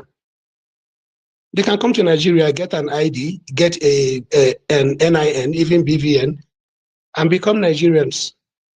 Bola Mohammed, as governor of Bauchi, is still enforcing that same formula to Islamize Nigeria by force. Second, let's go to Nasir El-Rufai. As governor for 8 years, Nasir El-Rufai was responsible for the murder of the Christian population in southern Kaduna. Now, Kaduna State is actually 5.5 times the size of the entire southeast. That's how big Kaduna is. The northern part of Kaduna is a separate place from the southern part of Kaduna. Those of us who have lived in Kaduna, they know. And I'm able to talk authoritatively about this because I was born and raised in Kano and what is now Jigawa. Places like Yanlema, Gujungu, Marke, Jahun, Gagarawa. That's where my upbringing was. And I had opportunity to visit Kaduna, as a teenager when I go on holidays. What El-Rufai did, the first law that he made was to, by force, make every Southern Kaduna local government chairman an emir. In other words, a Muslim leader. So they all became emirates. Now you cannot have Christian emirates. It's against their religion. But El-Rufai forced them. And for 8 years, El-Rufai has a policy of bringing in Fulani fundamentalist jihadis to go into Southern Kaduna in places like Kajuru and indiscriminately, ethnically cleanse those places out of Christians and then populate those places with Islamic fundamentalists. And even his own Muslim brothers, the Shia, he did not spare them. Because when they were having their Ashura between himself and the chief of army staff, they killed quite a few of the Shiites. So that such that Kaduna became a necropolis. So much killings by El-Rufai in southern Kaduna of Christians. Now, I'm yet to meet any Muslim in Nigeria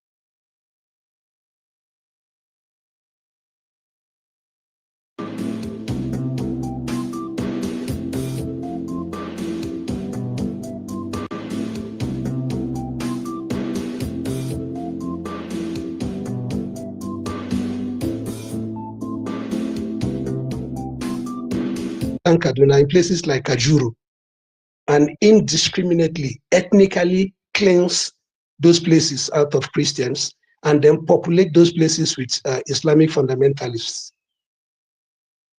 And even his own Muslim brothers, the Shia, he did not spare them.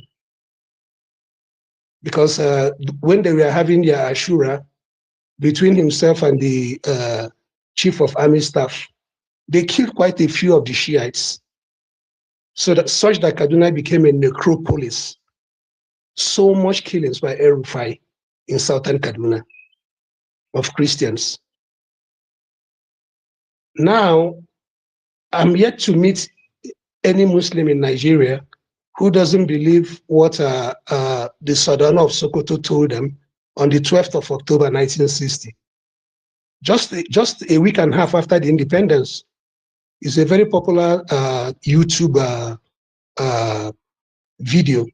He says to them that all of Nigeria is the real estate of their founder, Usman Dan Fodio. And as much as possible, that they should make sure that they conquer all of Nigeria until they can dip the Quran into the Atlantic Ocean. And that is what every successive regime, including Muhammadu Buhari, Bola Ahmed Tinubu, that is what they're doing. Take, for example, our vice president, Kashim Shettima. When those girls were kidnapped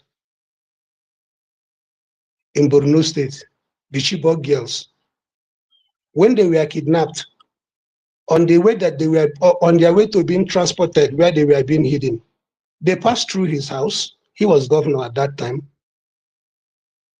In that time, social media videos have come out of himself sitting and sharing a meal with Boko Haram generals and leaders. And this is as vice president of Nigeria. He's sharing a meal with Boko Haram. And I'm sure many of us has heard his video with the former governor of Ogun State, Amosu, where he was saying what he intends to do to people from the southeast of Nigeria, where he spewed so much hate against Igbo people. So the point I'm trying to make to you, NK, is that government has an official policy of Nigeria being Islamized. And a man like General T.Y. Danjuma, he should know. He was former Minister of Federal Republic, former Minister of Defense. T.Y. Danjuma told his Jukun tribesmen in Taraba State that every single one of them should get up and arm themselves. Why did he say that? He says that because he knows that the paramilitary of Nigeria is predominantly dominated by people from the middle belt of Nigeria. He says to them, all of you should arm yourself because the Nigerian armed forces, that is now the Nigerian military, are in cahoots with Boko Haram and the Fulani herdsmen. This is T.Y. Danjuma saying this. And the government never came out to deny it. So if a man like T.Y. Danjuma is telling his people that all of them should take out their guns and arm themselves, how much less the rest of us? He's a Northerner, he's from Taraba. And he's saying that there is a Fulanization and a forced Islamization agenda going on and that people should arm themselves. He was not arrested. He was not even questioned by the DSS. And there was no denial by the government that what this man have said is not true. Usually, if me or you can say something like that, the DSS will find us wherever we may be. Now, the strongest proof, the anecdotal evidence, incontrovertible, is that when Boko Haram terrorists are arrested in the process of killing Nigerian soldiers, when they're arrested, they're actually taken to a camp, rehabilitated, given money, and those who want among them can be put into the Nigerian military and police. It is this same Boko Haram rehabilitated people that give information about the movement of our troops to their former colleagues in Sambisa. That's why the war is not winnable. So tell me, how can you have a country like that? That is why I always, I tell my people who care to listen, you must go and download the IPOB app. If you're a Biafran and you want to, save your life, your children, your unborn generation, download that app. Because government cannot protect you. You have to protect yourself. I thank you and I yield. Okay, thank you so much. Even though you used your last second to chip in a marketing advert without paying for it. Okay. Okay. Yeah, so we have two people with their hands up, Peter Obi and Florence. I would like to hear Florence first if she's ready. Florence, you have the mic, please. Okay, good morning to everyone. Can you- Oh no, Florence, you just got dropped. I think you're probably having a network problem. So P2B 2027, you have the mic, please. Thank you so much. Thank you, my sister Nkechi. That was a very, very, very nice observation from the brother. Anyway, I hope this is not a space for separatists. But, No. It's not. I know, No. I was just Mm. kidding. I know you're not about Okay. that. We just, it's a sad day anyway. It's a very, very sad day. It is a sad day because, in fact, I've just been, the whole day, I've just been thinking, what can we do as an obedient to mark this sad day? A day we are supposed to be celebrating one of the happiest moments of one of our great leader and obedient of passion, Patu Tomi, who God have blessed with 70 years of age. We are now again thrown into this kind of thing. Imagine 160,000. And with all the killings that has been happening, this is the first time I am seeing almost all the foreign press have reported it. Even a tabloid newspaper called the New Yorker that doesn't give a F about Nigeria, Africa. They have it in their front page. Reuters have it. CNN have it. Just like that. Everybody has it. Very good spot in there, P2B 2020, because I noticed it as well. And I was wondering, okay, what is going on? There's definitely a shift somewhere. Yeah, I think that's a good one. Because the pressure has to come from outside the country, since those of us who have been pressuring them from inside have no voice.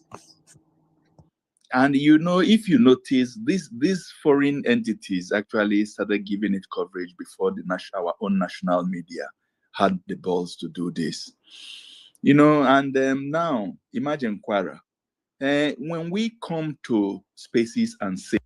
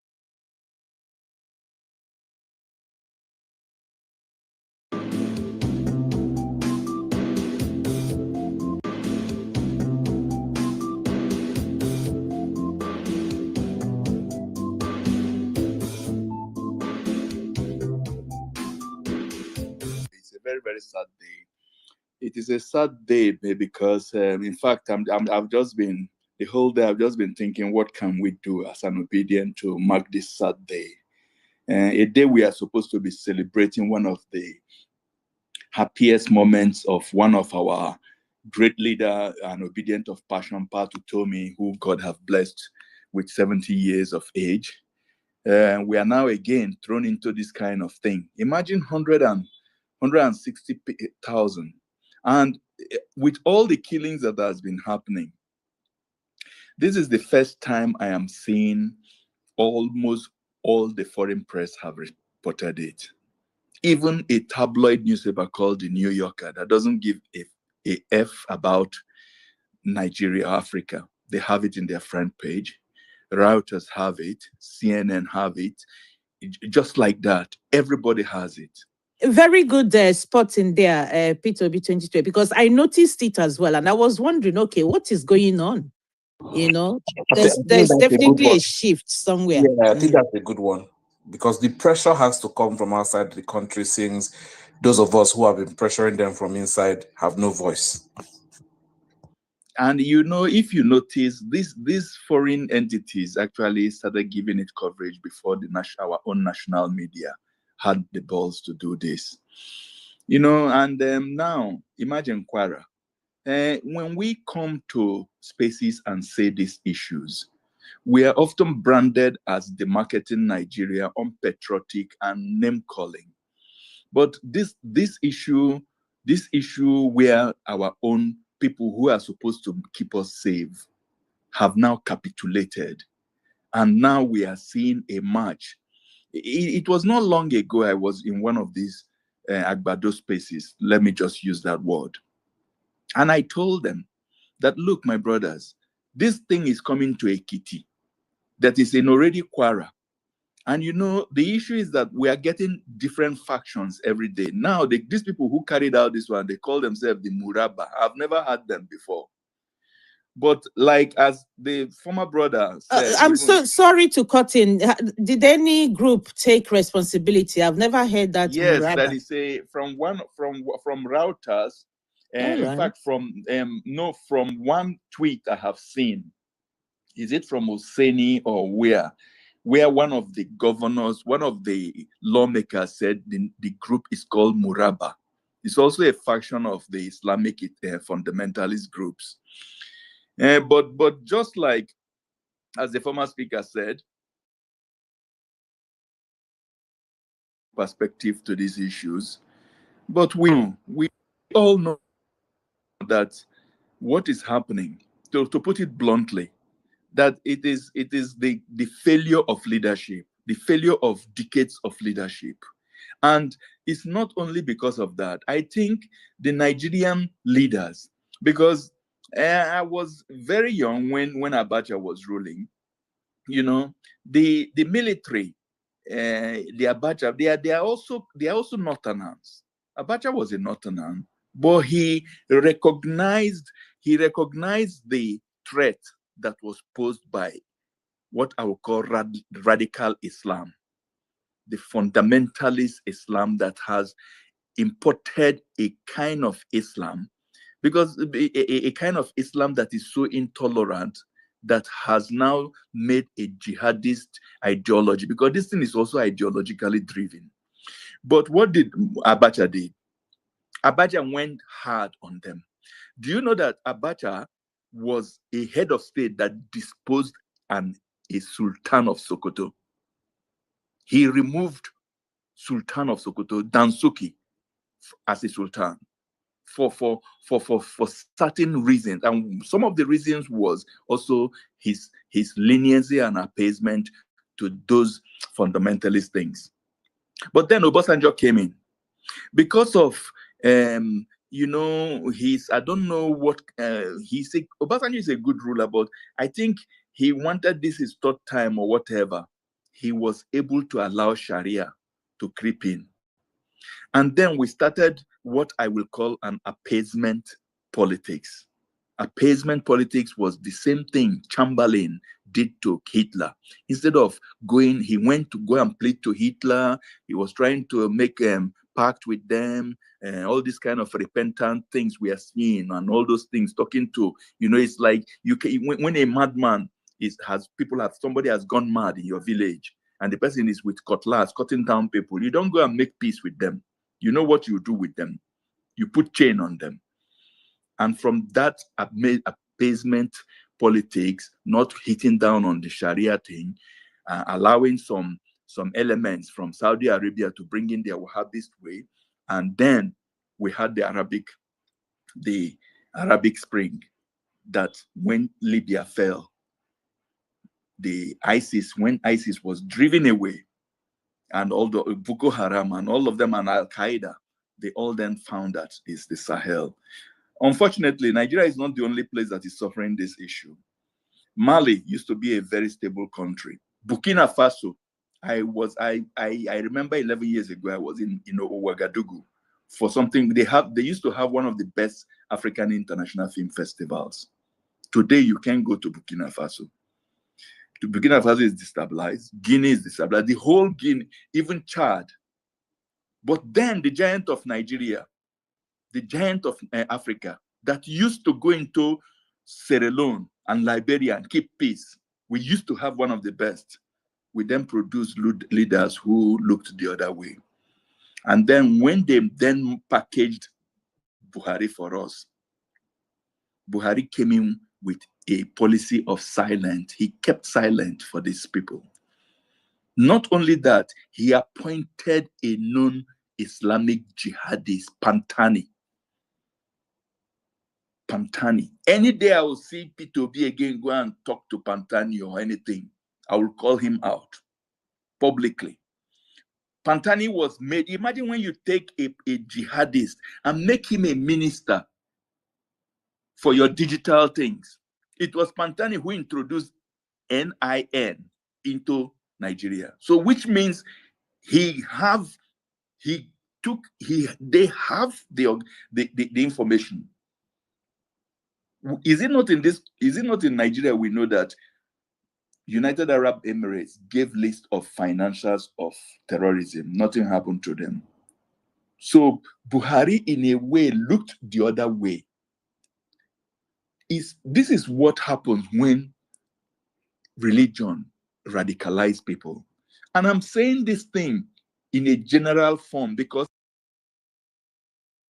Christians who I see what fanatism and extreme Christianity can also do to such people, because it makes them lose their common, what is called critical sense. Nigerians, look, wake up. APC have made Nigeria now unsafe.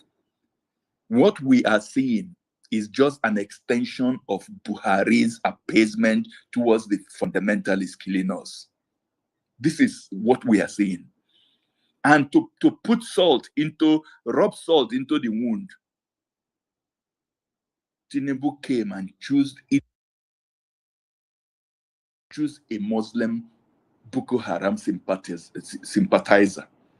That is why every day when I hear Tinubu they sick, my brothers, I used to kneel down, my brothers and sisters, and I will beg God, say, I beg, keep Tinubu alive till the day we go win him for ballot reload. Because imagine if Shetima should come in, you will see that they will be open about their jihadist tendencies. The nation have to get up about this. The government is inflicted because they treated. I am not an extreme person. When I make tweets, I used to think about it. But yesterday I wrote in reply to one of the foreign medias that this government we have in Nigeria today cannot stop this Islamic jihadist movement because they have financials in their government. They are compromised. And let any of them come out and we will give them facts and figures. How come? Let's wait now and see if the president will address the nation. Okay, America can I send troops, just they will not. come in here and ask a question? Because Yeah, please, Mfichi, okay, do. I might not have the answers, but I'm just, I'm very, very sad about yeah, this. thank you for giving Mm. me the time. Yeah, so I mean, are we just stuck? How are we going to get out of this, or is it doomed for us as Nigerians? We'll continue like this. People get killed. We'll talk about it. We'll move on. Give it 2 days, another one happens. Because when it was Buhari, everybody was thinking, oh, Buhari is a sympathizer because he's his people, because he's a northerner, because he's a Fulani man. And I'm sure a few of us would have been hopeful that if the government changes, who knows, we might start having things better. And then we have Tinubu, and it's like Tinubu's case is even worse than what we had with Buhari. Do you understand? Which is, for me, an indication that even if we have another government, for example, what is the guarantee that that government is going to bring the change if already all the systems and structures are already what's the word, infiltrated, and these people are within, attacking us from, eating us from within. So what do you think is the way out, please? I will not purport to have the answers, but the way out is to unseat these bandits in power through a ballot-based revolution. That is the only way we can do it. We have to change power. And that is why, for me, P2B or nothing becomes distraction, that we refuse to go back to the back age. We need to mobilize, strategize, organize more, and bring it out that these people have failed. They have failed. And you know why? Let me just say one thing. One of the reasons why I will never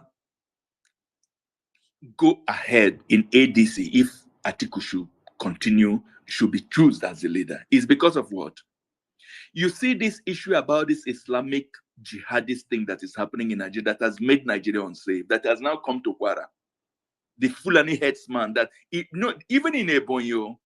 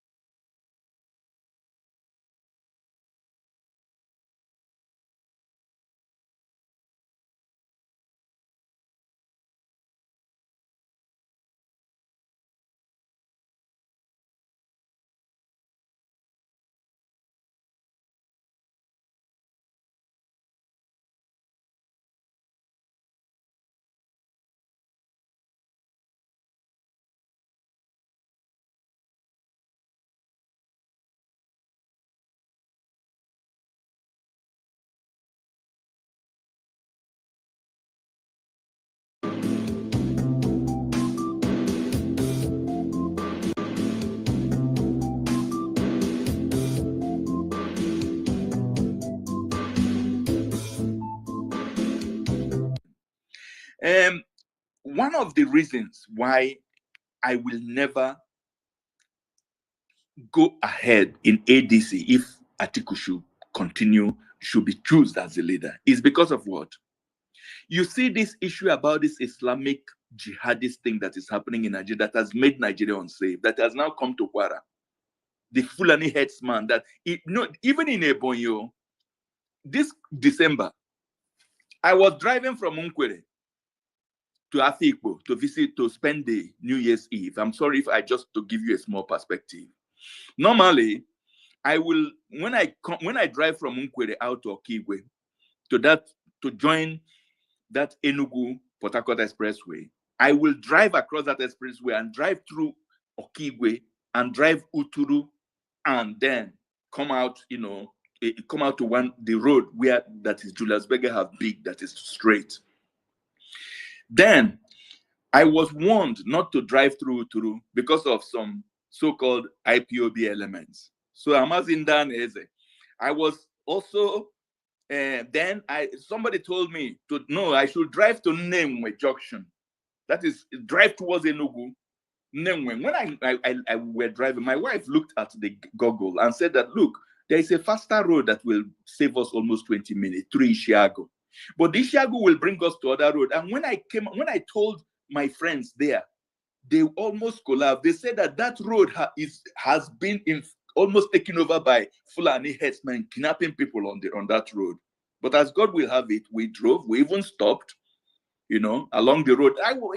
My wife was asking me, this kind of road we are driving, we are not seeing cars. What is happening? And we just decided to, and God. So the whole thing is that we need to, those of us who don't want to go back to the old thing, this is another reason for us to get more organized. There was this brother who I met in one space, Joe Obedient. He said something that as we go towards 2027, sometime in Nigerian election, we just vote for people. We don't vote for what are they going to do. What will we benefit if we vote for them? Why should we go and fight for them if we do? What is the main slogan? And I think as we go towards 2027, to make Nigeria safe, the person who have ability to make Nigeria safe again, that is the person we are going to vote. Insecurity should be the number one election thing. And we know that on that side, APC, Tinubu, Buhari, and all those elements have failed. And then when it comes to ADC, how will you support a man who lacked courage, who deleted a tweet where he was asking for justice for Deborah Samuel, a young girl who was killed just for just writing something on a WhatsApp group that, please now, leave this WhatsApp group, don't use it for your Islamic religious something. They burnt her alive. And somebody who wants to be a leader, which is the number one duty of every leader, is to keep the citizens safe. That man wrote that tweet. I still have that tweet. Just Google that tweet today. Just write Atiku, Deborah Samuel tweet. You see it. He deleted it until today. I was even seeing where they asked him in BBC. He never gave a cogent reason. Will you trust that man with a presidency to be able to fight against this Islamic something? My brother, we need to reset Nigeria. And resetting Nigeria is what? To dismantle the structure of criminality. These people who we know them. They will do everything. But I believe that if we're able to galvanize Nigerians as the way we are doing, and we are doing it very fine, we are doing it. When we started to be or nothing, nobody believed in it. Today it's a mainstream thing in the media. So if we're able to get Nigerians and amplify the failure of this government, and they keep on shooting themselves in the leg the way they are doing, because they don't have anything. In a normal country, by now, the defense minister have resigned. Those in charge, actually police inspector, all of them. The president himself will call people and reshuffle his cabinet. I remember when Babangida, there was a man terrorizing the whole of Benin, Anene, an armed robber. Babangida asked the inspector general, my friend, where is Anene? If you don't produce him in 72 hours, you're gone. Anene was caught. So there is a lack of leadership, and I know that Peter Obi will bring the kind of leadership that will make Nigeria safe again, because he has said it, that I will unite Nigeria, and then we leave the production and consumption side. But the most important one is what? To unite and secure Nigeria. So my sister, I don't have any answer. My own answer is for us to increase our hustle, organize people, and maybe today we should let us trend make Nigeria safe again. Let Nigeria make the issue of making Nigeria safe, let it be the most important thing we're asking from anybody who wants to aspire to be a leader. And that is in all levels, the National Assembly, the governors, everybody.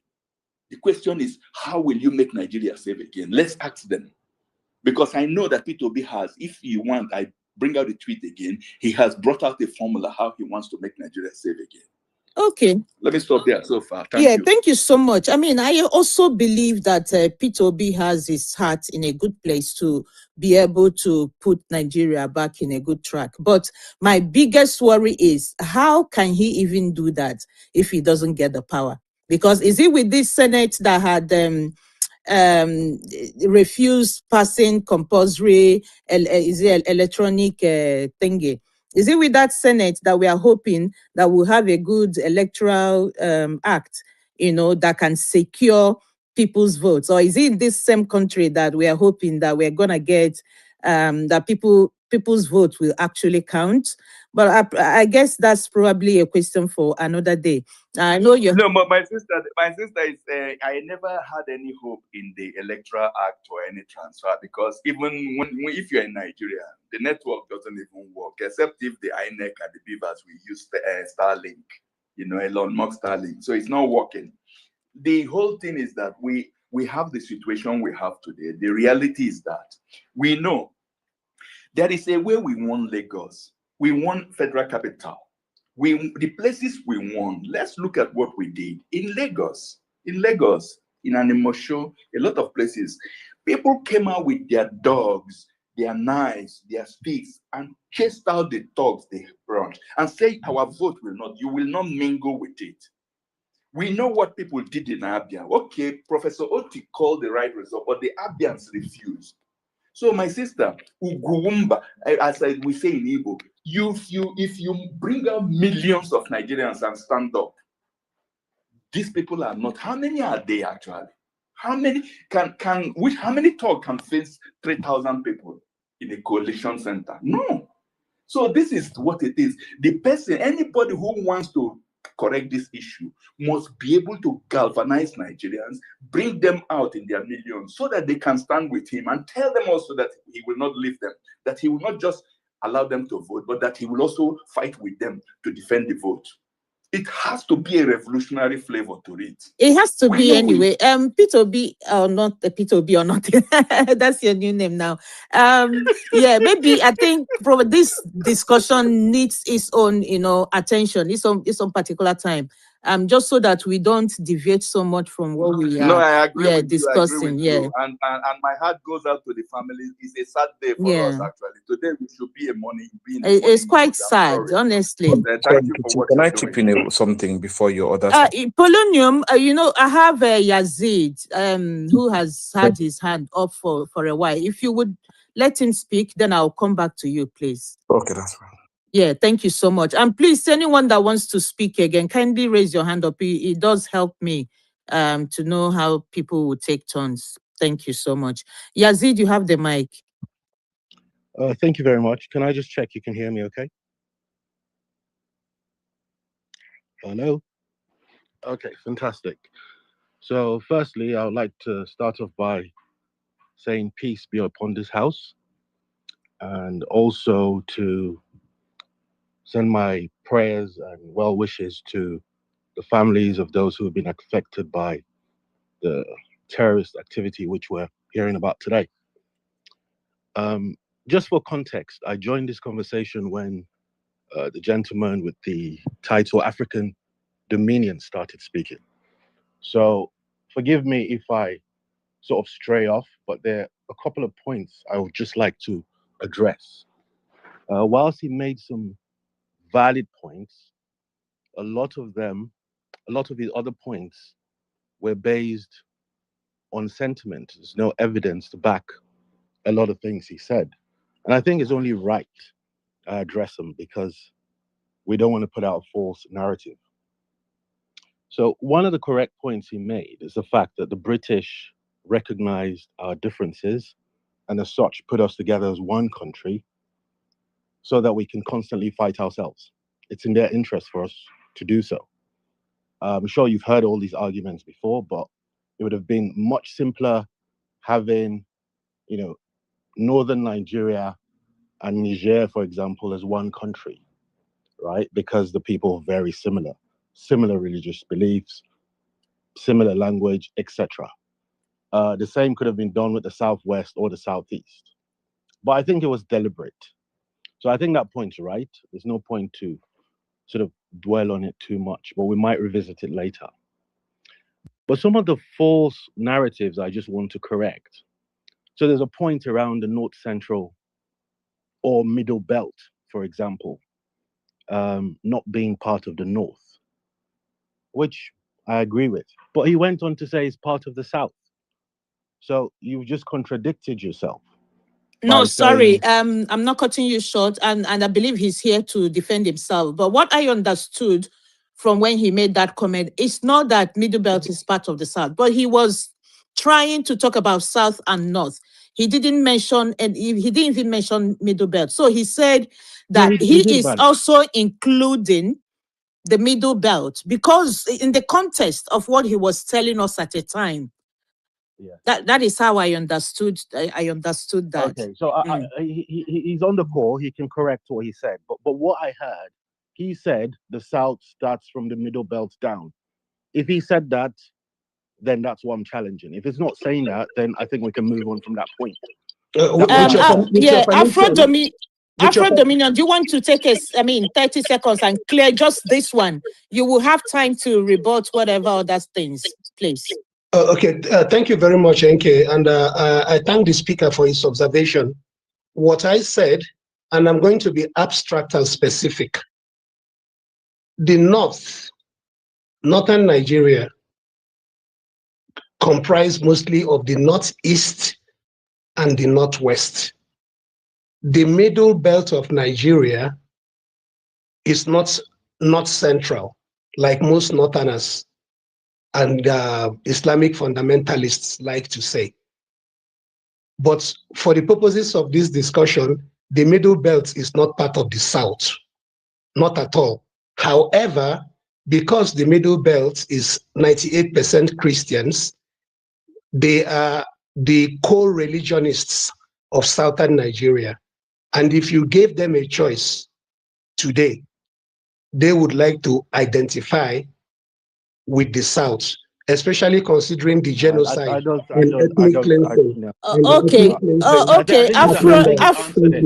Afri Dominion, I think you've made the point for him. Yazid, you can take it away from here. Thank you. Point. So thanks for the clarification that you didn't say it's part of the South. However, you've also just made an assertion that's based on no evidence. You said it's 90% Christian, the Middle Belt. I beg to differ. I don't have those figures, but for you to suggest in the North Central, you have only 2% Muslims, I think that comment is laughable. But I'll let the audience, determine what their view is on that. Another point I want to make is this North and South divide, right? The South is not even a homogeneous area. Neither is the North. You have minority tribes there who don't speak Hausa.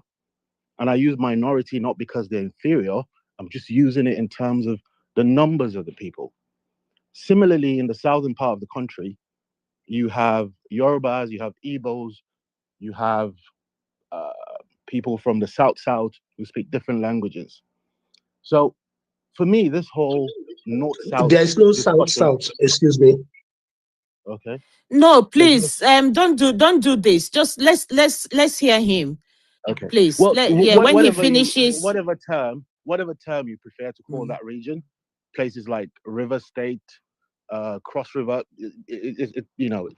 I think you know where I'm talking about. So whatever name you choose to call it, it doesn't matter. But the point I'm trying to make is, Why are we dividing ourselves into North and South when even the North is very...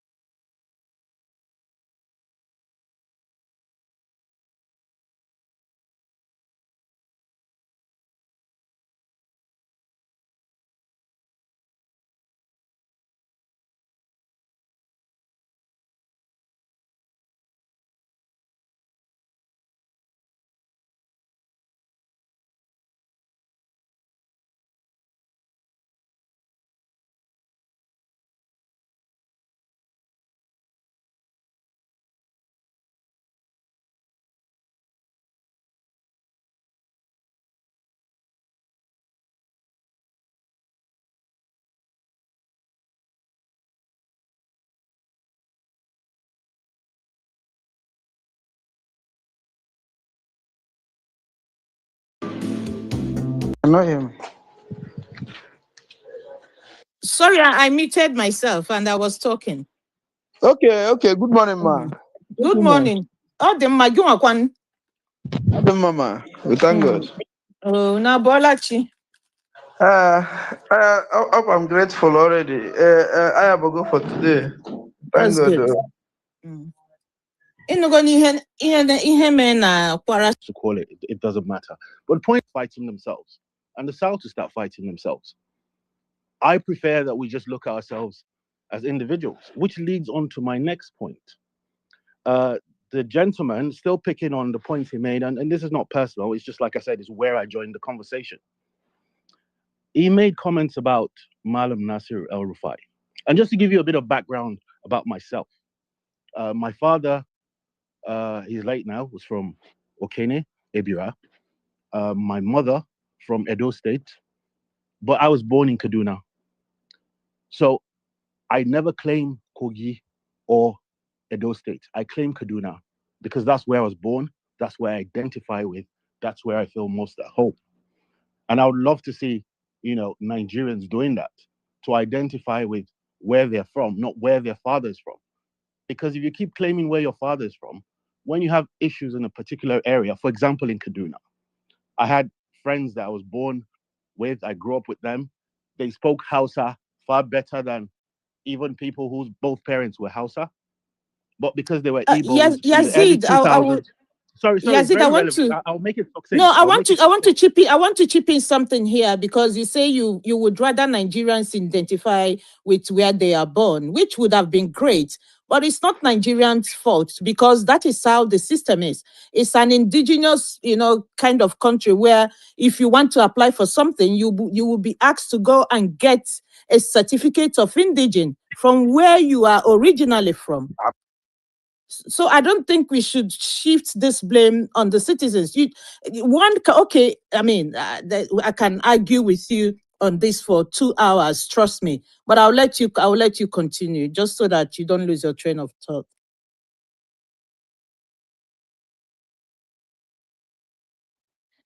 Okay, Yazid, are you still here, please? Or am I the one not being heard by anyone?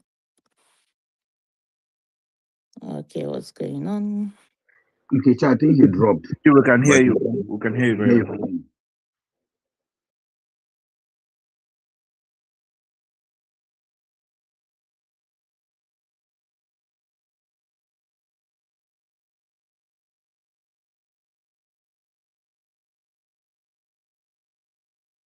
Hello, Nkechi. We can't hear you now if you are speaking. We were hearing you earlier on. Oh, I muted myself. Great. Can you hear me now, please? Yes, we can hear you. Okay, Yazid, I will send you the mic. If you see it, kindly come up again. Okay. Afri Dominion, do you want to take a minute or should we move on? Yes, NK, thank you. I would like to take a minute. Yazid spoke well, or he was in the middle of speaking well. I just want the record to reflect that the reason Nigeria is disunited or not united today is because of the northern part of Nigeria, who continue to want to Islamize, northernize, and Fulanize the rest of Nigeria against their wishes. You see? So he should keep that in mind whenever he comes up to speak. Nigerians want to be together in peace and tranquility and love. It is the northern part of this country that continues to want to force their religion and their open cattle grazing agenda on the rest of us. I thank you and I yield. Sorry, please. Okay.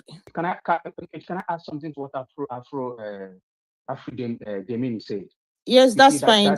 Yeah, please, before you do that, I can see we have new speakers, Prince and Geologist. If you're ready to speak, kindly raise your hand up, please. That helps me know who takes the mic next. Thank you so much. Okay, so what Demini said earlier on, which was actually, the condiment in food for me these days. He said the North Central that people call North Central today, that ordinarily shouldn't have actually been North Central. But if you look at the geography and how Nigerian map is situated, even if they are middle belts, which they love to call themselves, which I accept that they are, how is it that the British now yank the whole of middle belt and join them to the north? If they cannot be joined to the south, which I feel that Mini was trying to do, if they cannot be joined to the south, where somehow there are more similarity with them, because they fought Islamic fundamentalists for years before the British came. And they refused Islam. They are now subjugated when Nigeria is joined together. So if they can't be joined to the south, why join them to the north? Because if they are on their own as a middle belt of the country, somehow we will not be hearing this northern 19 states, which a lot of people have said today, or northern majority, which a lot of people erroneously believe. You understand? So I wish the fellow who just fell off now, who was speaking, who wants to tell us about how he wished that Nigerians identify with where they were born, not where they are from as indigenous people. You ask yourself a question. Is this person really living in Nigeria and see what is happening in Nigeria? With all the massacres that is happening in Nigeria. You see, some of us here want to live in self-denial, where every day, even if you don't regard the history that begat you, the reality that you live with explains to you that today, as we are speaking, the reason for this space is that 160 people were massacred in originally what we know to be a Yoruba land, Kwara. The absolute majority of the indigenous people in that state are Yoruba people. But I won't be surprised if this folk who was speaking earlier on will come and tell you that he begs to differ. That, oh, there is no data that says they are Yoruba people. People who fought off Islam, at some point, the Koranafa Empire subjugated Kanu to a tributary state before the white men came. Kanu had to pay, settle them so that they can be at peace. That is the Middle Belt Empire, because they were able to stand their ground. They were warriors. So that's also a question you asked earlier where you say, what would be the mission behind the jihadi agenda? Okay, if you look at history over time, Ottoman Danfodio once hoped to conquer the whole of Nigeria. And he failed because the Middle Belt has fought him off. And then he attempted to conquer the Kanem Borno. He failed because the then Sheikh El Kanemi fought him off and make him understand I was already a more better Muslim before you even came to Nigeria, before your parents came to Nigeria. He fought them off. But here's what is happening in Nigeria now. The problem of conquering Islamic expansionism in Nigeria is pursued and pioneered by two sets of people, the Fulanis and the Kanuris. That same people that claim to have brought Islam to Nigeria area. If we had listened to also to Ahmad Bello, who everybody knew was a direct descendant of Shehu Othman Danfodio, he said that Allah has given Nigeria as an estate to his father, Othman Danfodio. If you move forward after that, you will hear Shani Yerima, the then governor of Zamfara. There is a video of him saying this. Even on Twitter, it's not me that said so. He said that the wish of a good Muslim in Nigeria is to bring the whole of Nigeria under Sharia. I quote, that is what Shani Yerima said. If you move forward, you see people like Sheikh Gumi and Pope who will tell you that the violent Islam and the Fulanis are going nowhere, that they are in Nigeria, they are part owners of Nigeria, that Nigeria must make peace with them. If we move forward, he insisted that the president of the day,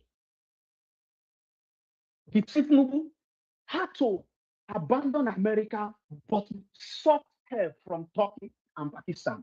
Yes, Tinubu cannot afford to abandon America because America is already too grounded to be abandoned. But Tinubu traveled to Turkey.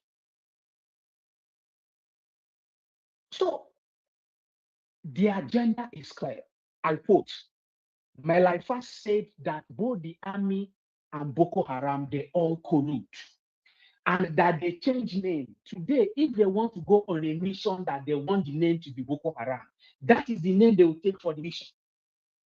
If the mission they want to go is more appealing to be called Violent Fulani Headers, they will take the name Violent Fulani Headers. That is what Obadiah Melaifa said.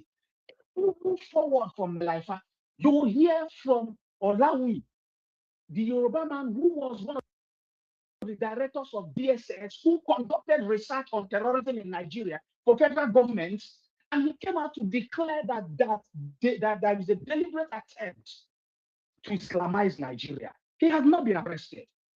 He was an Air Commodore, Olawi. The video is online. So when we know all this, I want us to actually sound like people who knew the agenda. So that if there is a foreigner here who is listening to us, it will not look like as if he or she is listening to people who don't even know their problem. We know our problem. We know the agendas of the genocidal, violent Fulani killers and Kanuri Boko Haram. But we speak like people who know what is their problem. It's easy for someone to say, this can be the only solution. Let me tell you one thing. I have a friend who just spoke to two of his friends who happen to be cosmets. And these two cosmets are from Kwara. These two people told him that he should allow the June, those who fought for June 12 to enjoy their 8-year term. Some of the Kwarans care about what is happening as long as Tinubu maintains his grip in power. So, and this now begs the question. Do not think we are going to cry more than the bereaved. However, we are going to cry because every smart person understands that it is better when you have a buffer between a violent bloodsucker and your homeland. Because whether we like it or not, Kogi is a buffer between this killing machine and Igbo land. So we have to cry anyway. So please, let us be grounded in knowing that we know their mission. C.Y. Danjuma also said that both the army and all other parts of the government collude. Because when the people reinforce to fight back and give back to these violent bloodsuckers, back to what they brought to them, immediately the soldiers will come and open fire on the civilians who want to fight back on their ancestral land. So when we have these people who were once chief of military generals, important political leaders, opinion shapers, billionaires, those who actually contributed in bringing Nigeria to where we are today, whether by omission or commission. And when some of us talk about the evils of Buhari, the evils of Muslim ticket, that's Tinubu and Shetima, we should also remember that we have had Buhari and Professor Yemi Oshibanjo. The question I want to ask you, Nkechi, is this. As a sister, when Buhari empowered violent Fulani headers, while Buhari was head of state, Buhari was busy paying millions of naira to terrorists to appease them. He said it by himself. I'm not the one who said so. When all these things was happening, can you show me one sentence where a Christian vice president made a statement and said, this is evil, we can't tolerate this? In fact, I refuse to be part of this. In fact, if this thing cannot stop, I will leave the government. In fact, even if I'm not leaving this government, let my followers who are Christians and those who are not even religious persons understand that I've been against this. Because we have had a time in Nigeria where a second in command left his position because he was angry that his superior took Nigeria to join Organization of Islamic Countries. So there's already a precedent. Ukiwe was the president when he was second in command to Babangida. So let us understand what brought us to where we are. Subsequent government in Nigeria, Gowon made us a signatory member. IBB made us, Gowon made us an observer nation. IBB made us a signatory member.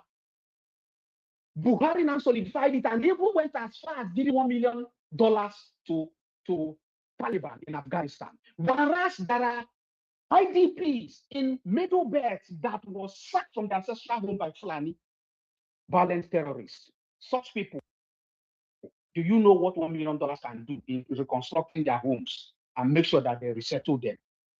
They didn't do all that. So these are how we got here. Let's sound heads like people that knew how we got here and the problem we are facing. I know the mic. Thank you so much. Thank you so much, Max. One thing I don't like is when we start blaming ourselves or when we start blaming the victims. You can't say, oh, Nigerians are identifying with where they are from. That is where they are from. They are indigenous. Will you expect me to stop identifying myself as an Abia woman and start identifying as Enugu because I was born in Enugu? That is not how our system works. Even though I was born and raised in Enugu, for example, there are certain things they won't let me get because it's not, they are not doing it against me because I'm Kechi, but it's just that Nigeria works with indigenous. You want to get a passport, you have to go to your local government to get state of whatever that they call it, So it just, sometimes we make excuses when we are trying so much to run away from the problem or to accept, yes, we actually do have a problem. Juliet, are you ready to speak now, please? Okay, I think we are losing Juliet again. Juliet, are you still here? And are you ready to speak? No. Prince, please have the mic. Okay, good afternoon from here. Hope you can hear me. Am I audible? Yes, we can hear you. Thank you. Okay, I greet you. Yes, we can hear you. Okay, let me ask you. Are you sure people actually died in Kwara? What kind of am I the defense minister? We're working based on what's in the news. I don't live in Kwara. I don't know. Okay, I didn't see. But based on what the news says, I believe that people died. And even Nigeria government, who always do propaganda, is accepting a smaller number. So let me even work with their own number. So people actually died. No, the state governor, sorry, my brother, the state governor made a comment that it was 75 Muslims who were killed. Okay, don't worry. Did he say 75 Muslims? Yes. Thank you. Yeah, but that's still human beings. The reason why I asked the question. Let me say this. For me, I don't think anybody died in Kwara. For me, I think one strange breeze blew there and some people fell asleep. And maybe by tomorrow, all of them will wake up. So that is the way I want to start from. I also want to ask you, NK, why are you demarketing Nigeria? Why did you gather 400 plus people to tell them about what is going on in the country, where Nigeria is working, everything is going on well, people are protected, and there's no issue anywhere? Why must you always come from people from my side that want to demarcate the country? Why are you doing this? Bola Tinubu is working. His people are safe. Nigerians are having 100 square meal a day. We are good. We are good. We are protected. MK, we should not tolerate this kind of nonsense and misinformation on your platform, please.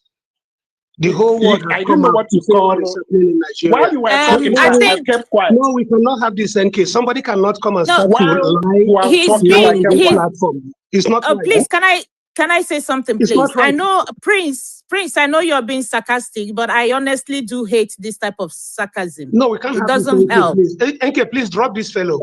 Because he's perpetuating falsehood on this platform. Hold on. Let's hear him. It's yours. Let him finish. If you can't get sarcasm before. I have a problem when people get agitated sometimes. You call it sarcasm, whatever name you want to call it. But while you were talking, I allowed you to speak, sir. I could have well interjected while you were speaking. You have problems with my Prince. No, you have Prince. Let me finish what I said about Prince, please, let's get something straight. Are you being real or are you being sarcastic? Okay, he's just lying. No, please, I want to hear him. Then I will know what to do or what to say. The room is recorded. Prince, please, are you being sarcastic or do you actually believe in the things that you've said now? Okay, can I answer you? Yeah, sure, please. I wish you allowed me to finish. At the end of the day, what I understood where I'm coming from, or what made me say what I said, the way I started. I started by asking you a question. Somebody said that the governor said it was only 17 Muslims that were killed. I asked you a question. It was the answer that led to what I'm saying. Now let me go straight to, for you to understand where I'm coming from. What made me say what I said? He said we live in a country where I was on the plateau when people were killed. People came on the space to deny it. Tomorrow, people are still denying it. Some made it look as if it's happening in one section of the country. It will most likely is not going to get to them. One of the reasons why I requested this mic is to say this very round thing.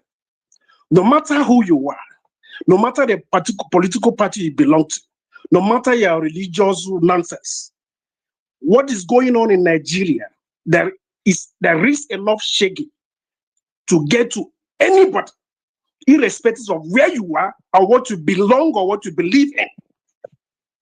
There is enough to go around. We can deny it today. When it was happening on the plateau, some people kept quiet. They made it look as if we are politicizing what was going on in the country. Today, the whatever is coming home to roast. That is actually my point.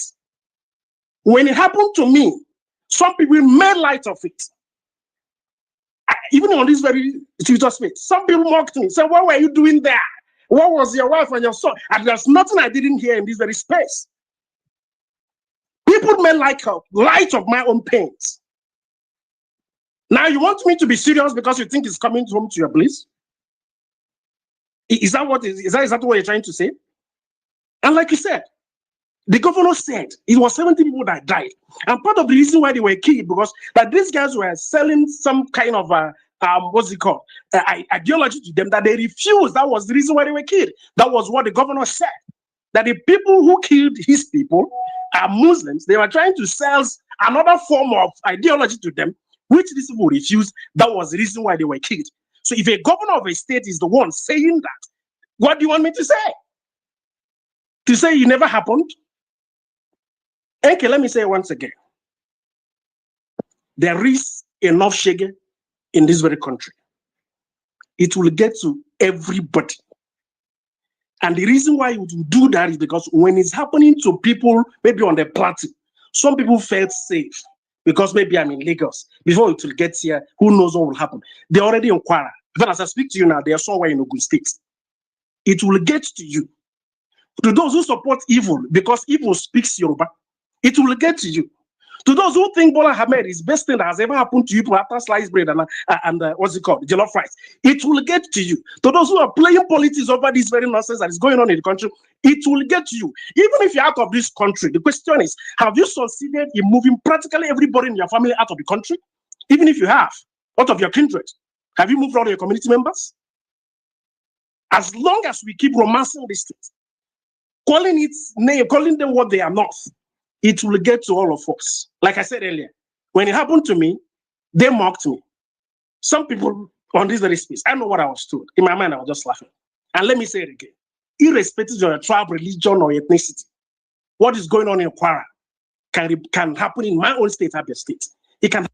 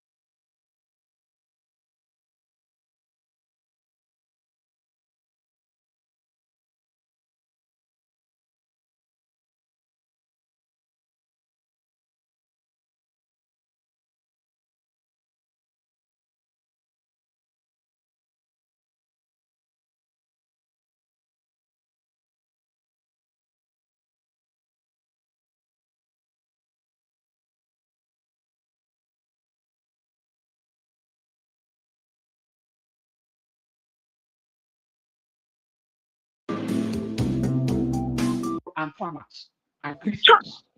Trust me, as you know war, when you lose war, you don't capture it. Is that when Boko Haram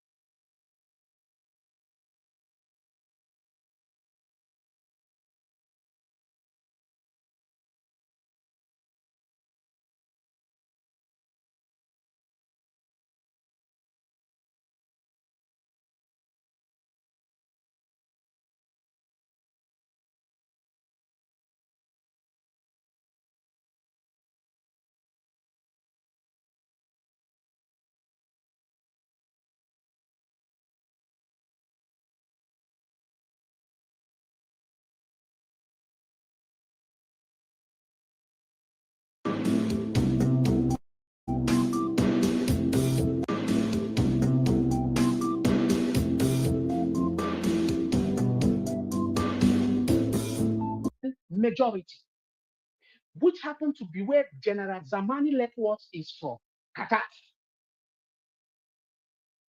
Then, eventually, there is a killing of the Christians in that same Kaduna in 1990, after 1987, Kaduna had been carved out. Then the Christians who happened to have their leader in General Zamani Lekwas somehow reacted, and so many war and a lot of, at the end of the day, the Christians in Kaduna had to have their own pound of flesh. And they felt that Zamani Lekwas, the general, helped his people to do that. And IBB's government summarily arrested him and sentenced him to death. But eventually, the general and the Christians in Nigeria and everything fought their own part, were able to prevail on the kangaroo military tribunal, and Zamani Lekwas' sentence was upturned. So here is a Kaduna where their people have a leader who could help them fight back. Now move forward to when Malam Nasiru El-Rufai was there. Remember before then, let me also move forward. Let me move backward a little. Remember, move forwarding from there, you get a period where Patrick Yakowa, a Christian, was governor of Kaduna State, and his deputy was a Muslim. You remember the plane crash that killed Patrick Yakowa, the Christian governor of Kaduna State, and a military general, that is, what's his name? And a sub-military general. Once I remember his name, I will tell you. Both of them died in a helicopter crash. I am not telling you what a lot of people will call the opinion. The then serving deputy governor celebrated the death of Patrick Yakowa because a lot of people called Patrick an infidel, an irony or Kafri. Then eventually move forward to El-Rufai. Here come an El-Rufai government that came to power with a Muslim ticket in a state that originally is Christian majority. And let's assume that you don't want to accept that. He came with a Muslim ticket, he celebrated it, and he also, I quote, the video is online, that what has been perfected in Kaduna will not be changed, and that they look forward to repeating it at the center. The same thing he said when Tinubu and Shetima emerged. You won't tell me that you can't remember when there was a massacre in southern Kaduna, and 3 southern Kaduna traditional rulers visited El-Rufai for peace talk. On their way back home, all of them were massacred on their way back to southern Kaduna, their villages. If you just put it on Google now, immediately you see the names of these chiefs, the villages where they come from in southern Kaduna. So El-Rufai as a governor did not protect the Christians in Kaduna. If you remember very recent, when Kaduna people somehow, when Tinubu got to power, the governors also were sworn in Kaduna State, the new governor. And the new governor said that because he had learned not to play politics with security of life and property, putting his predecessor of going hand in hand to settle kidnappers with billions of naira. He threw that as a jab to El-Rufai. So the point I want to make here is that El-Rufai was a catalyst to some of the killings in southern Kaduna. You remember Stephen Kefas. I quote Professor Dinkalu, who said Stephen Kefas was arrested because of his critics of El-Rufai's personal hate on the Christians of Kaduna State. Kefas was in prison for a long time. He was Professor Odinkalu, professor of law, who worked to see that Kefas was not only released. When Kefas was released, bounty was put on Kefas to be killed before Kefas somehow had to run out of Nigeria.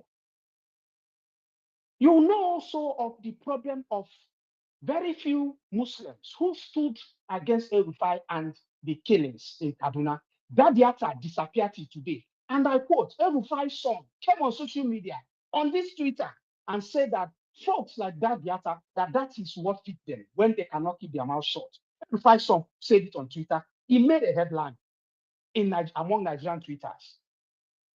If you type it on your Twitter, what El-Rufai's son said about that Diata, you will see it on your own Twitter. Search. Just search to El-Rufai's son's Twitter. You will see it. It's not opinion.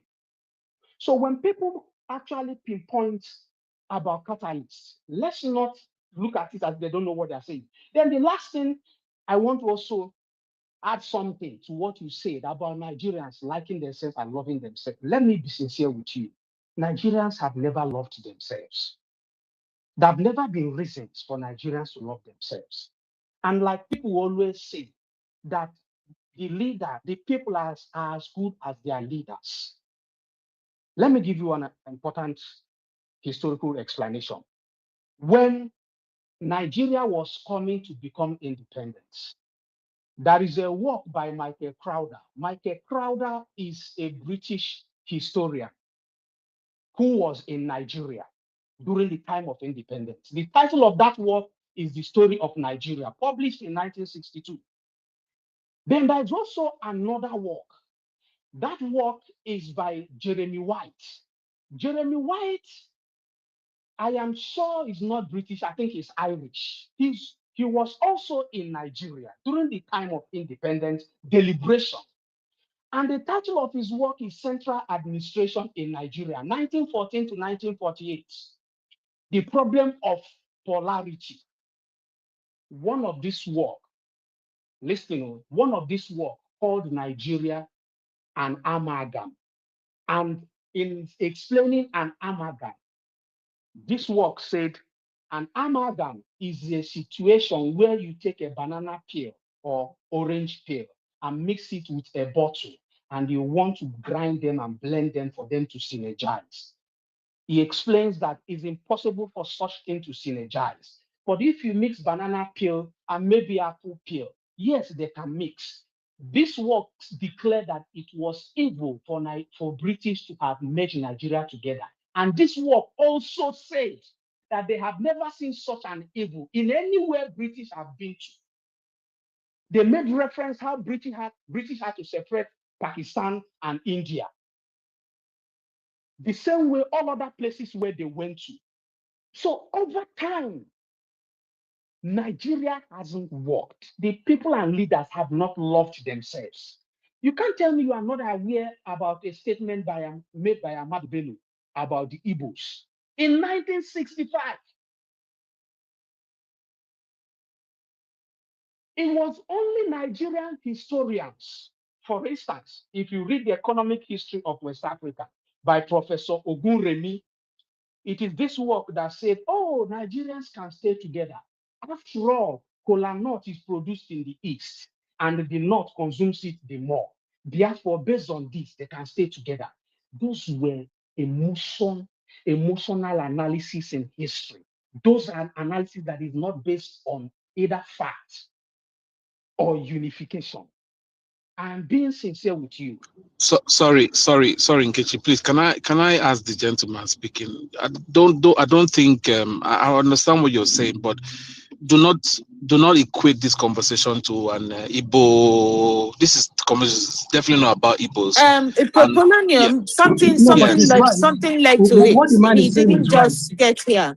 I know, but yeah, and Polonium, you've been here, so just let him finish. I'm following. I'm very alert and sensitive. I mean, when it's going out of hand, I would know. Okay, yeah, please, Max, please round off, please. I was going to say that. Yes, please do help me to ask Polonium. Polonium mentioned Igbo. Did you hear me mention Igbo since I started talking? No, not at all. You've been talking about you just referenced our Balewa's conversation and statements about Igbos. That's what you just said. No, and I don't want us to make it. But he said several other things before he got there. Why did you pick just that one? Because I don't want us to equate the conversation to be an Igbo northern thing, right? That's what I don't want to be involved in. Igbo, guys. It's Igbo. It's not Igbo. Igbo. Let me tell Let's you. even start with that. Let me tell Max, you. just finish, please. I mentioned a British historian, an Irish historian. I mentioned a Yoruba historian, Professor Ogunremi. Then I mentioned Igbo. You immediately lost your cool because you feel that you are an arbiter of what people should say. And because you feel that you should guard and protect what I should say. And guess what? What I said were all historical You're facts.